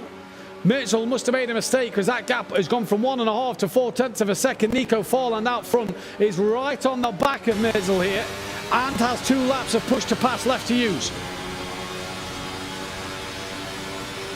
Up the hill towards turn 2. Farland uses a push to pass there then. Can't get it done. Will he use his final one now to try and get in front? He's not at the moment. And for Nico Farland, where does he think of using it? Is he going to have a look into turn 3? He thinks about it, has a look, gap's not there, patiently waits. While these two are fighting, this is helping Yannick Pletcher pull the gap down. Miguez then got ahead of Donny, and now Torlacci's got ahead of Donny and Miguez. So, not sure what's happened behind. Donny's now back ahead of Torlacci, and all these dramas between all 3 drivers bumping into each other. Torlacci on the left-hand side of your screen, Nico Farland on the right. He's just lost a bit of time in this middle sector as Farland. But it is Donny, Miguez, Torlacci, Valverde now on the rear end of this battle for the top 5. Look at the train of cars there. Mertesi's in this. Palmisano's in this. The two Hayder brothers are still there. Nico Forland's lost a couple more tenths to Merzel this lap, but still has that one lap of push to pass. Only 3 drivers have used their allocation. Troninger hasn't used a single lap. Overkirk hasn't used a lap. Neither has Mertesi. Palmisano hasn't used one. Donny hasn't used a lap neither. Miguez gets himself out of Donny. That is for P4. Now Forland closes the gap in Sector 1 once again. And here is Merzel, the Slovenian, trying to get ahead, or trying to pull ahead of Nico Forland, but he's used all his push to pass. There's 9 laps left in this race. Migueles and Donny having a fantastic scrap. We're on that. On the left-hand side of your screen is the Miguez-Donny battle. Torlashi and Valverde. Miguez in the gravel, loses all momentum into the second left-hander. He has a bit of a snap mid-corner, and now this gives Donny the chance to look up the inside into the penultimate corner. They wheel bang. Valverde's there. Torlashi's there. Oh, Valverde nearly into the back of Torlashi on the left-hand side of your screen. You've also got Mertesi in behind Valverde. You've got Palmisano just a second behind. You've got the Hayder brothers. Here comes Valverde up the inside of Torlashi into turn 1. I think they've got it done. He has. Great move, Valverde. Forland was having a look on Merzel as well. He did get ahead for a brief second as well. In the background though, Valverde coming back under pressure from Torlashi around the outside. That is Donny wide, and Miguez lights up the rear wheels, and round he goes all on his own. And he gets it back going, but because of the close proximity of everybody, has dropped down to P12. Here goes Torlashi up the inside of Valverde. Can he make this move stick? Still side by side as they're going to come round towards the left-hander. Torlashi, Valverde, great battle. Valverde yields that one to his fellow compatriot in Madrid. But now Palmisano is with Mertesi on the back of this pack. Gomez is now up to 10th. Joshua Hayder's 11th. Lorenzo Hayder's dropped to 13th there. Did he get caught out by Miguez? What a race though between Torlashi, and what a lap between Torlashi and Valverde there. Both have pushed to pass left, 3 and 4 laps respectively. Here's Nico Forland. He's used all his allocation of push to pass. He's got to do it now off of his own speed and his own determination. Yannick Pletcher 3 seconds off the back of both of these two. And he is coming for this. He wants his second race win in the bag. He really is up for it. Valverde has it all to do again over Torlashi. Mertesi, P8, 7 tenths behind. Then you've got Palmisano, 7 tenths off of the back of him. Miguez has got past Lorenzo Hayder now. Joshua Hayder's down to 15th place. So what has happened to the Hayder brothers? As here is Valverde trying to get onto Torlashi. Has that extra lap of push to pass over his rival. Borges-Orzo, 8 seconds now. Look at Yannick Pletcher. That gap's under 2 seconds now. And the front 3 have no push to pass. This is pure pace from the front 3. And while Forland is trying to attack Merzel, this is really allowing Pletcher, who is nearly a second quicker than Forland and Merzel on the last lap. He is really charging and coming for them. Donny, Torlashi, Valverde, personal best laps in the race. Here's Thomas Herzog down in 13th. On the back of Lorenzo Hayder. He's the 4th and only other driver who doesn't have push to pass available. Through turn 1. What a race this is at the moment. There is Thomas Herzog, another man who looks cool and calm. Just checking his tyres to make sure they're in the right window. Obviously doesn't want to overheat them. Nico Forland now within 2.5 tenths of Merzel. Forland seems to have the much better first sector. Merzel seems to have the better second and final sector than Forland. The gap to Pletcher is 1.8. So Pletcher is coming here in this race. Now Forland has a better middle sector, has a great last sector, he gets a good run. This is where he needs that lap of push to pass, but he's used them all. Merzel goes to defend, comes back to the racing line to take his braking zone. Well in his rights to do that. But look at the run that Forland gets out to turn 1, just dips under 3 tenths. Yannick Pletcher is now 1.4 off the back of these two. And Forland, is he going to have a look into turn 2? He's going to lick the stamp and send it. Yes, he does, on the inside, but doesn't get the momentum out of the corner, doesn't get the traction. And Merzel somehow keeps hold of this race lead. There's Yannick Pletcher. It's under a second to him and Forland now. So it's 3 for the lead. Lap 19 of 26. Forland has got to do everything to get past Merzel, but now he's got to have one eye on his rear view mirror and start to defend from that Yannick Pletcher, who is coming for his second race win this season and his second race win in 2 races. Merzel, Forland, Pletcher, 9 seconds they've got back to Borges Ozo, who's got 4 laps of push to pass. And look at Yannick's face, there's no pressure, there's no, he's not pushing himself, he's just keeping calm as he does all the time. 1.2 seconds to the leader is Yannick Pletcher. Back to Valverde, who's on the back of Torlachi, who's on the back of Donny. Donny here still has all 8 laps of push to pass left to use. But not the final corner that Torlachi would have wanted there. Here comes Valverde, no push to pass for him. He's not used it this lap. Decided against it down the start straight. Maybe he's going to look at it out of turn 1. Back to Nico Forland. Lost a lot of time to Merzel in the first set. To this time around, he's got Yannick Pletcher right behind him now. Miguez does his personal best lap of the race. Yannick getting closer to that race when he's 10 seconds clear of Borges Ozo at the moment. Absolutely flying is Yannick Pletcher. Merzel, what a job Merzel done on his first race at Racing Unleashed.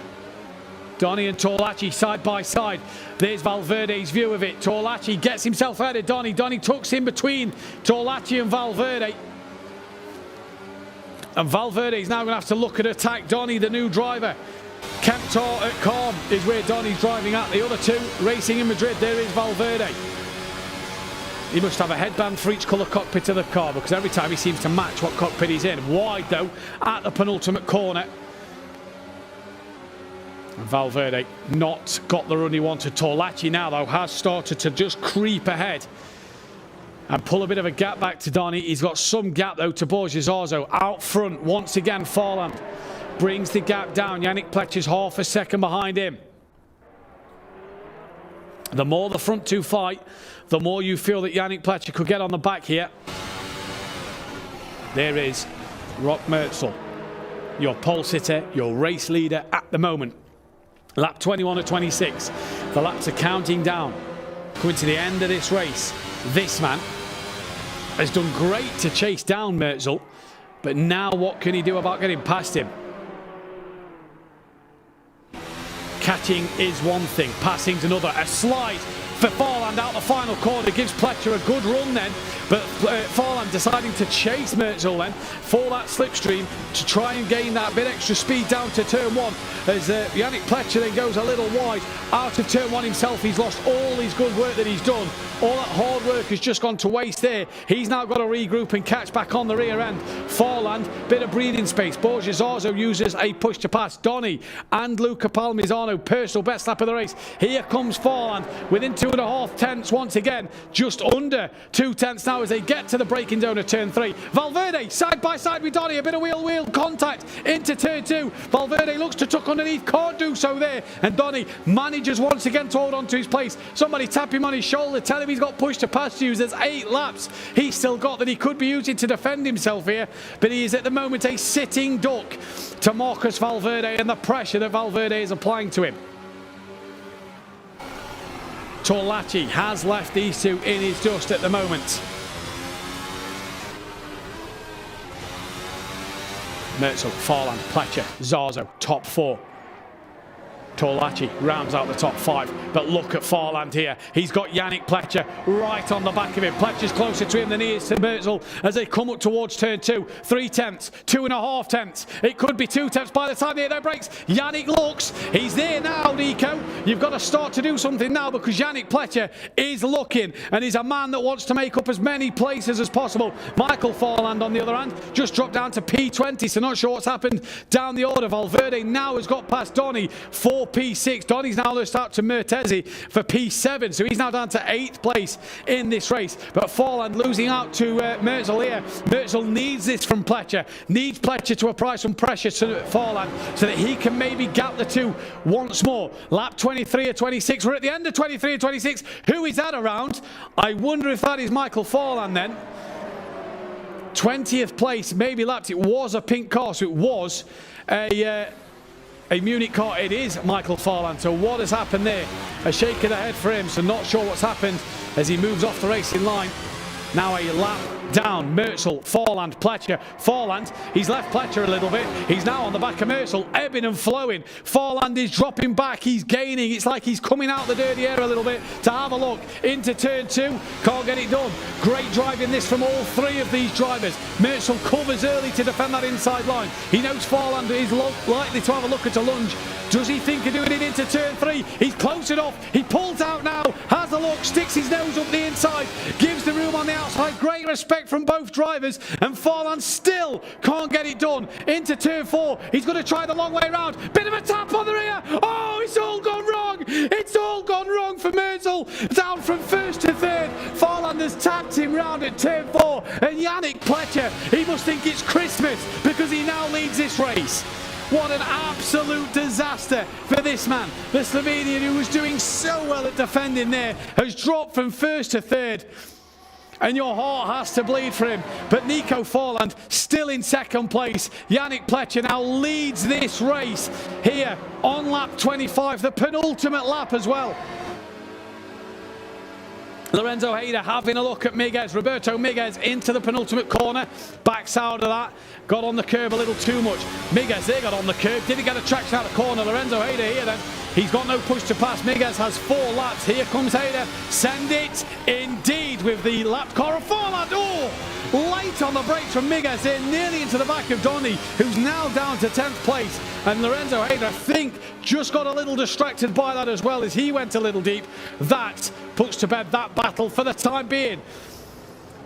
Battles all over. Lorenzo Hayder just struggling to get the braking stopped here. He's come from the back of the pack. Let's not forget P12, so a great drive for Lorenzo Hayder here. Yannick Pletcher 1.5 seconds out in front already.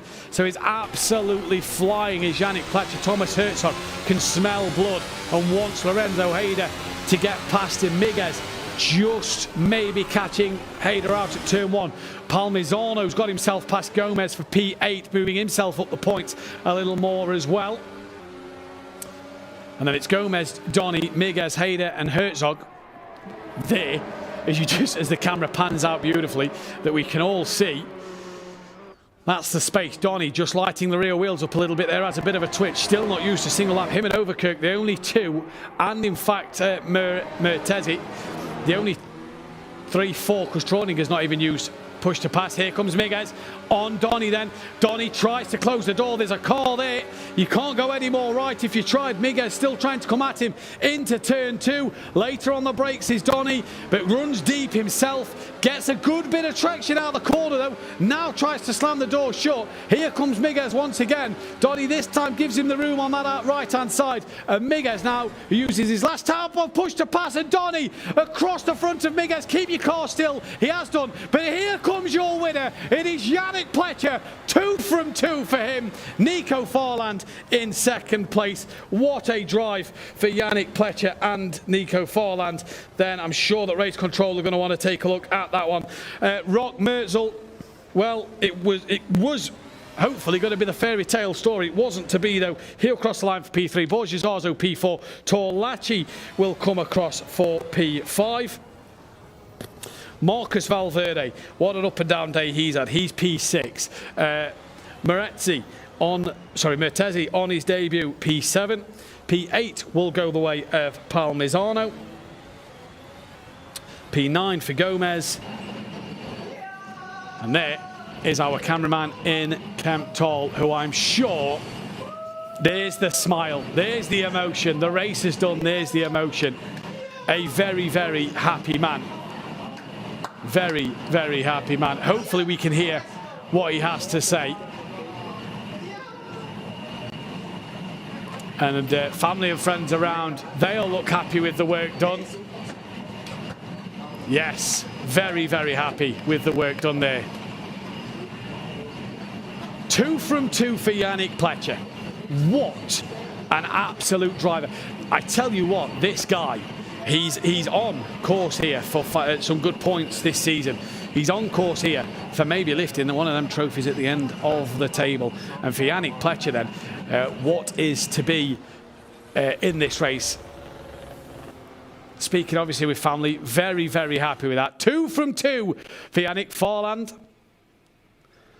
Bit of a smile, also a bit of a grimace. Does he feel a penalty is possibly coming his way. That's a shame. Lorenzo Hader, it's saying on there, got into the top 10 as well there. So that'll be because of the incident between Donny at the end. High fives for Nico Farland. And I'm sure you could just tell from his face, can't you? He thinks, he probably knows what's coming his way. But he'll remain in the cockpit. He'll have to wait for race control to do their thing. Now then, what a race, what a race, what drama from everybody up and down this pack. It was fantastic, it was action-packed, it had everything from send-its, from great defensive manoeuvres, from fantastic overtakes to collisions. But one man who is very, very happy, or should be very happy, is this man here. Rock Merzel should be very, very happy with the work he did today, because that was a fantastic drive. Led the race brilliantly, defended brilliantly. It took a bit of contact to knock him off the top step. Absolutely brilliant to see Rock there receive the high fives from his other drivers, and our Racing Unleashed lounge expert there, just consolidating him maybe over that. But it's not over yet. Race control will take a look at it. It could be a P2 for him. Obviously, it's consolation to what could have been on the penultimate lap of the race for Rock. If he carries on driving like that, he could be in for a fantastic season if he qualifies for more events in the future. Obviously, we say all this about Yannick Pletcher. Could get his hand on this fantastic trophy right here. This one here. At the moment, 2 for 2 for Yannick Pletcher. This is the trophy and the prize that he is playing for. Too early to say yet. There's still 8 more races left to go in this calendar season. So it's looking good for Yannick, because he's clearly got the pace to win that one. But has he got everything to go? He was involved in a little collision as well earlier on. Let's not forget, he turned into the back of another car, so race control may take a look at that one as well, though. Our calendar, next Challenger League race, Mugello. Qualifying opens on Monday. Get yourself involved. Get yourself to a racing lounge.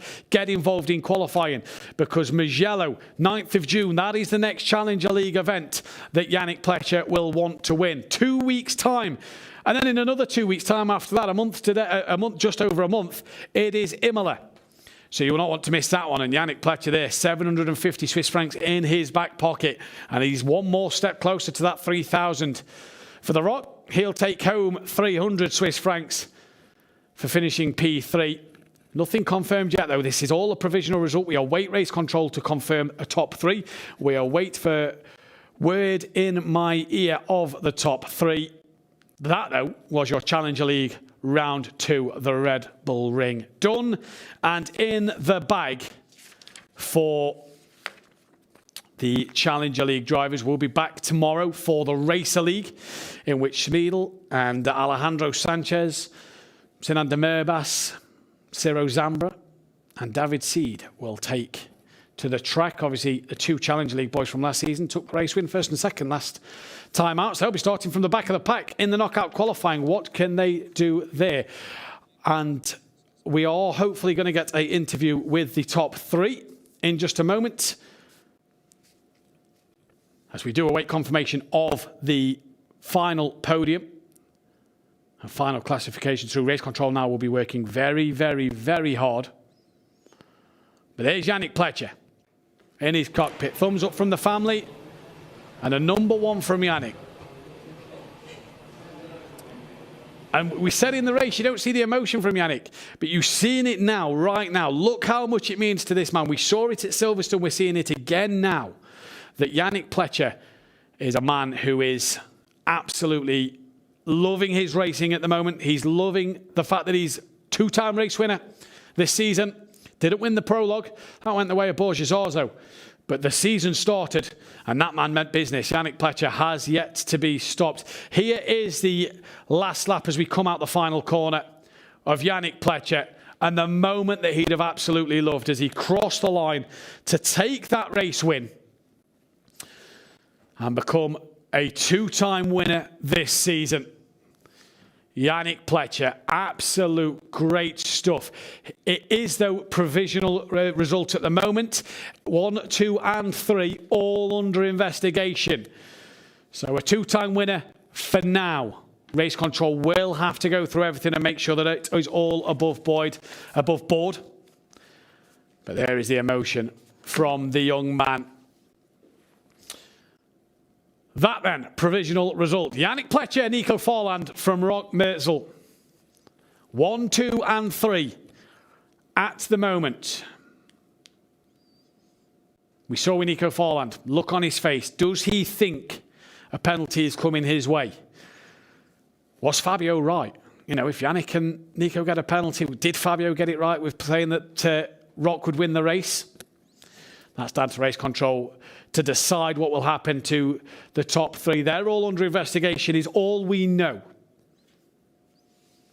It's down to race control to decide the rest. Challenger League done. 2 races out of 10 in the bag. Racer League tomorrow, midday. That is what we can tell you, and Mikko Schmiedl and others will be fighting for that one at the moment. We do have Rock in the box with us now. Rock, can you hear us? Rock, are you there?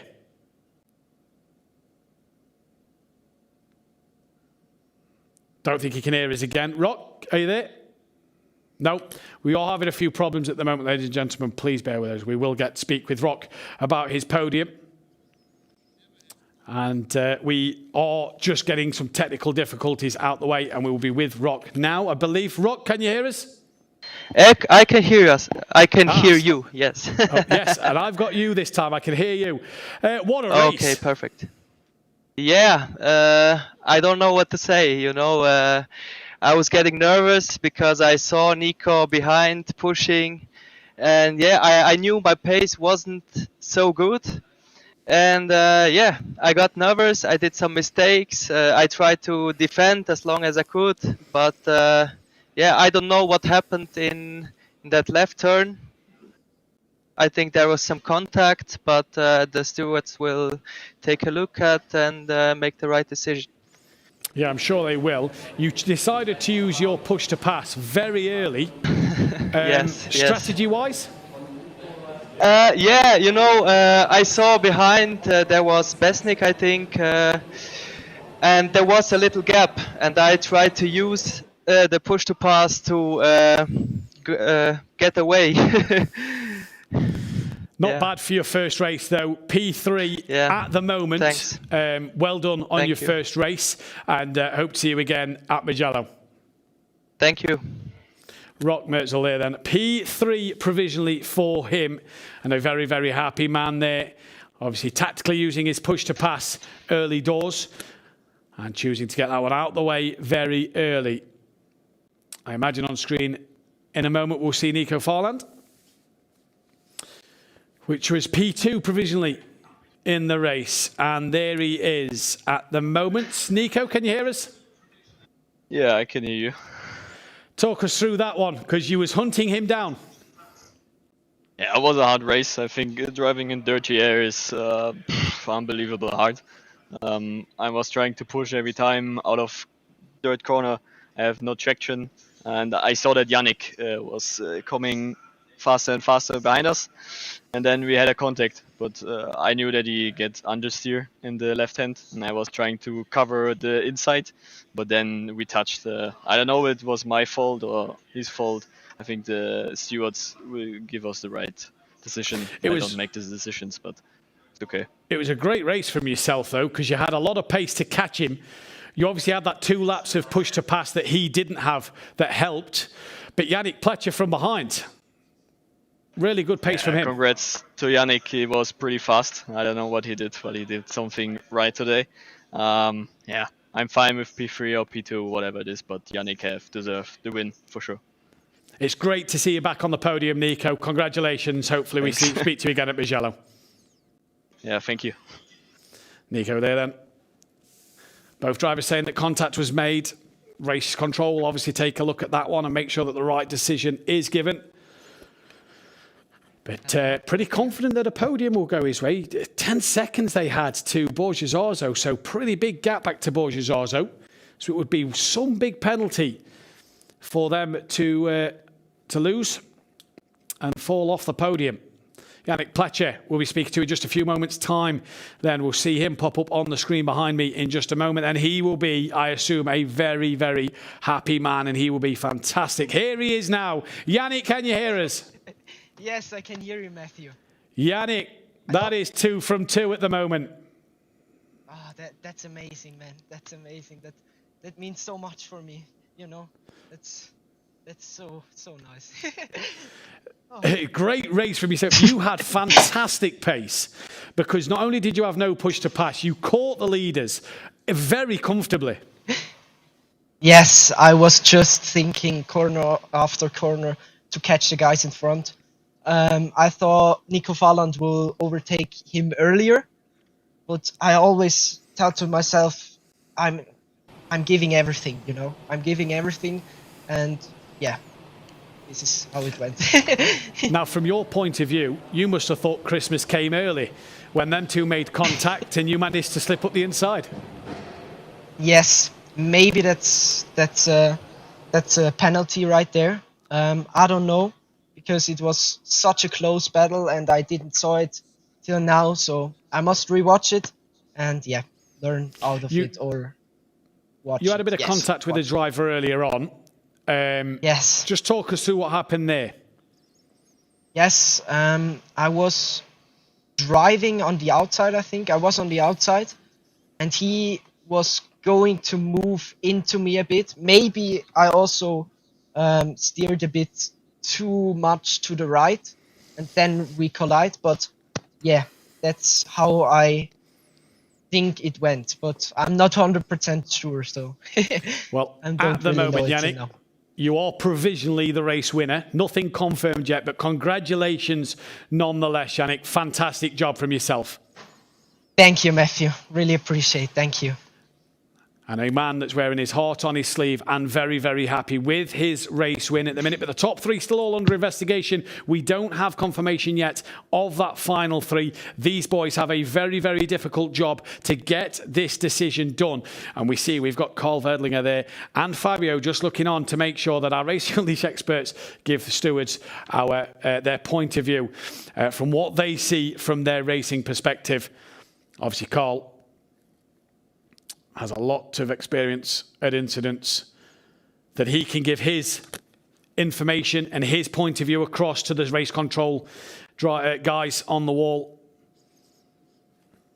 They make the decisions at the end of the day. They are the men that keep the rules in check. Prize money, there it is. 750 Swiss francs could be going the way of Yannick Pletcher. 500 possibly for Nico Falland, and 300 maybe for Rock Merzel, all the way down to 30 francs for a top 10. 3,000 for the season for the champion Racer League. 3,500 for a race win tomorrow. Somebody is playing for, all the way down to 200 for a top 10. Yannick out the car, high fives there. There's Rock as well. What are them two going to be discussing there then? The two potential podium drivers. What a season though. It's a good job the lounges aren't competing against each other here, because Kemptall at the minute, a 1-2 at Silverstone, a potential 1-3 here. Absolutely fantastic for Kemptall at the moment, working really hard to get the results that they need this season. We didn't see the Hayter brothers charge through the field. They was a bit up and down, as was Marcus Valverde in this race, and a few others up and down. What happened to Michael Farland at the end? He was a lap down and in the gravel trap towards the end of that race, so we don't know what happened there. But that's a shame that he was in the gravel, because he was running in a decent position before that. But in Kemptall, first and third potentially, they're having a good discussion. There's Thomas Herzog in front of camera, coming into shot now. What can these boys, what are they thinking? Thomas Herzog, a bit of a hug there. Christoph Holstein, I believe, as well. Cheering on, he'll be ready to go tomorrow.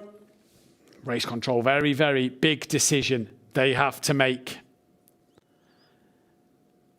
It's all kind of nervy, isn't it? There, you know, Rock's very happy with his position. Yannick still, you know, there's a smile, but a bit of cautiousness to his smile. We've got a few replays we could take a look at coming up as well, so we'll be able to see a few of them. Here's the first one then. This is Roberto Miguez off the line. It's the orange car we're watching here. Good start, gets a good launch, gets ahead of the car in front of him. just gets squeezed a little bit. All clean through turn 1. Overtaking off the track. Yes, I mean, this is still going here. They're 4 abreast, 3 abreast. Yep, 3 into 1, and that's not even a corner. Doesn't work. That looks like the car's come across the front of Miguez there, and then he taps one round. Yeah, a lot happened. A lot happened for Miguez. It turns 1 and 2. There, Fabio Schlegel then. Good launch for him off the line. Gets alongside the car. Look at that for a launch from whoever that is behind. Up into turn 1. Schlegel, get it stopped. Taps the yellow car. Kept it going, but he did tap the yellow car round. Here's Mario Stanek. So after the collision, he actually bumps the car into Roberto Miguez. So maybe race control might look a little different now from Miguez, but look at the other incidents going on. Here's on board Stanek. Avoids a car there. Hasn't got it slowed down at all in time. Gets it turned in, and then just a little quicker than the car in front, and tries to mount the rear end there of the LU23 car and hop over him to carry on his way, but that's not the fastest way around a circuit. Lorenzo Haider there tags the car in front, gets tagged around himself. Here's Marcus Valverde. That's the one he had to avoid. We was on him for that one. Taps the car to the left, but has to avoid the one in front. Is that how race control are going to see it? Because let's look at this. Brakes now, down the gears. What's your thoughts on that one? Is he getting that one stopped? Fabio Schlegel then, from way back, and then gets walloped in the rear. He's done well not to actually hit the car in front of Schlegel there. It's Joshua Haider that looks like it's the driver. Now, is that car in front just a little... Has the car in front of Schlegel, has he had his own moment that is a bit slow? Mertesi, yeah. That's just a silly error. And then spins the car. Gets it, thankfully, gets tapped back into the right direction, but just... He's not even made the apex. You can see at his point of turning, he's not even going to make the apex of the corner there. And this is why the penalty points have been brought in, to cut out these silly little errors from drivers. You saw the last one there, not making the apex of the corner. Race control are probably going to get that one down as a penalty. So penalty points possibly coming for a few drivers' way. And as Fabio and myself discussed earlier, drivers such as Marcus Valverde are not going to want a single penalty point. If he gets 5... that's a knockout ban for next week. Other drivers, Thomas Herzog, he was on 7. Tyler Klaus, he wasn't here today. Koch was on 5 as well, so a couple of penalty points for him would have seen him maybe get himself a knockout ban for Mugello in 2 weeks' time then. We are still awaiting the final confirmation from race control over who your race winner is and who your top 3 is. And they're the men that make the difficult decisions. That's why they're paid to do that. They're in the position, they're in this role of stewarding. They're the guys that either come under scrutiny. You know what drivers are like. If it's a driver, you disagree with what the steward says, unless it's in your favour. But race control are looking at every angle of every driver, of every incident.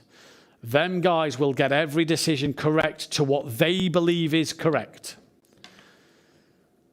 They've got a difficult job. I would not like to be in their position, put it that way, because I myself know as stewards can get a lot of criticism from drivers, especially if the decision isn't what they feel is right. Drivers very passionate, especially on the day of the race. They may look back on it and go, oh yeah, race control was right.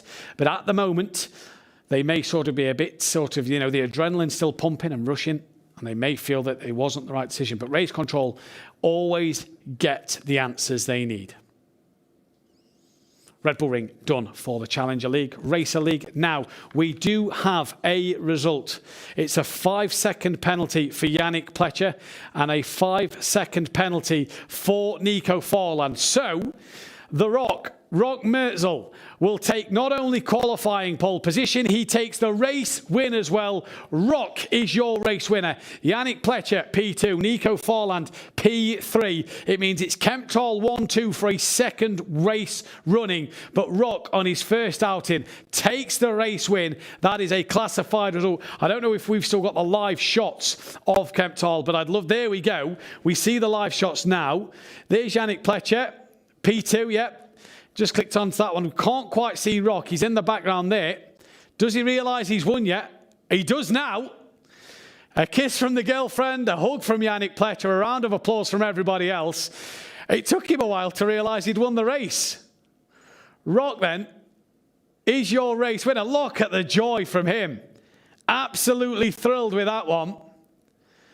It took him a little while to click on he'd won that race there. Yannick was giving it the P2 with the fingers, and it took the Rock a little longer to realise. Here we are, though, in Munich. 5-second penalty for Nico Forland. He's going to take that P3 step on the podium. Keeps his podium at the end of the day. P3 can be very happy with that because he had a very, very good race and a P3 medal around his neck. Thumbs up, high fives. And Munich very, very happy with their man. And back to Kemptol, where we're about to see Yannick Pletcher.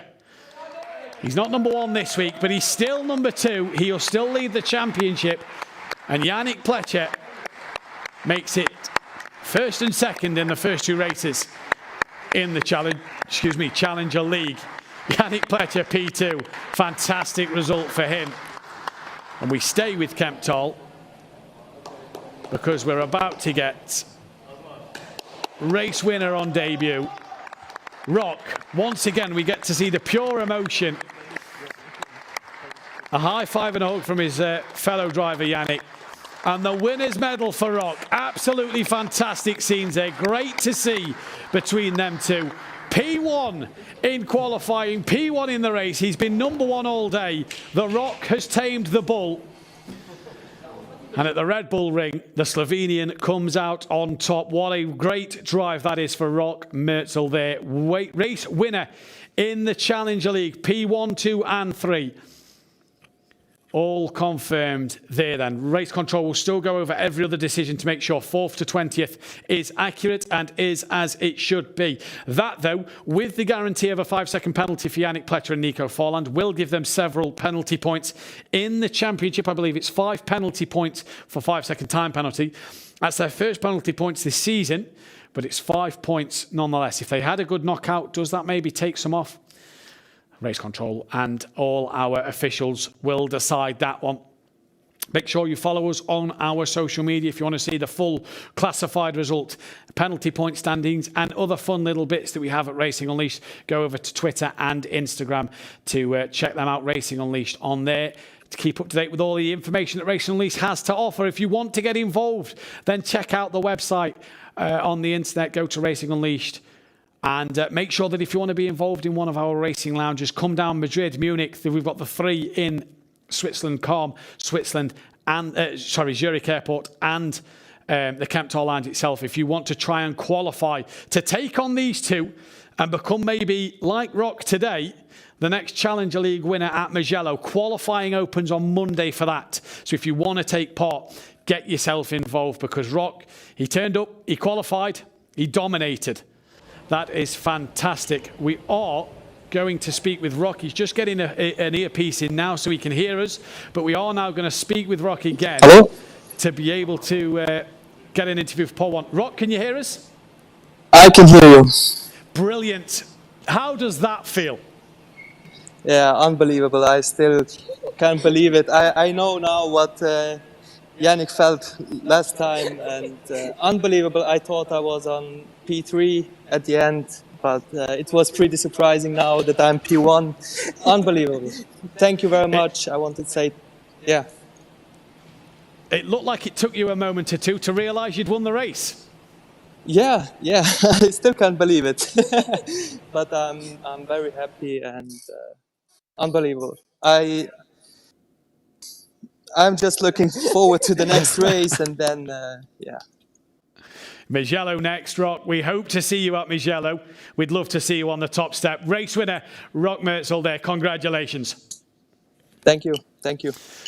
We hope to see him back at Mugello in 2 weeks' time. Qualifying opens Monday. Then, boys, they've got to get ready straight away. They've got 2 days rest before they're qualifying again for Mugello. All the Challenger League drivers have to qualify for that one to get back in to participate going forward. Penalty points and everything will be calculated. Will anybody have knockout bans? Will anybody have race bans? Weekend bans, sorry, for next week. Keep your eyes on the social media platforms to see any changes there. We will be back tomorrow, though, with the Racer League midday. There is our Kemptor Lounge, all looking very happy, and still smiles on the fans of Yannick Pletcher, and smiles there for Rock Merzel as well. And I think Yannick's trying to get us so he can pick up the audience there. Yannick Pletcher, once racing driver, now turned into colleague on the broadcasting, look, doing his best there to get the audience riled up and get them to applaud and everything. What a day, what a race for the Challenger League drivers. I can't believe that it's gone by so quickly. We are back tomorrow, though, with the Racer League. If Challenger League was this good today, what's the Racer League going to be tomorrow? Them guys have to get ready in 2 days' time for qualifying once again then. Kemptor, still all smiles, still all happy. Race control still going through every other result, though, from 4th to 20th to make sure everything is calculated correctly for points and prize money to be given out in the right place. Yannick Pletcher, still a very happy man for P2, isn't he? Still looks like he's got an absolute big smile on his face, though, there. And he gets to do it all again. In 2 weeks' time, Mugello, the circuit. We go to a fantastic classic Italian circuit there to drive around, and it last year provided such great thrills and spills, especially in the knockout qualifying. Thousandths of a second separated first and second in knockout last time. Will we get anything like that again in 2 weeks' time? We are very quick turnaround here before Imola as well. We stay in Italy at the end of June for Imola as well, and I believe. Does it look like we're going to get to speak with Yannick Pletcher? Yannick? P2? Yes, hello. Yes, it's still amazing, I think.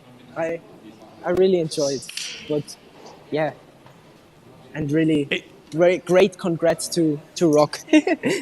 It's great to see that even though you've picked up that 5-second penalty, you're still smiling as if you've won the race. Yes, it's still amazing. I mean, it is not the win, you know. That's always a bit frustrating, but I'm really happy with P2, I think. Also with the race itself, it was, I think, pretty good. But yeah, that contact, that was, yeah, unfortunate. It was, yes. I need to rewatch it then. It is what it is, but it's great to see you still smiling and happy. And it's good points in the championship.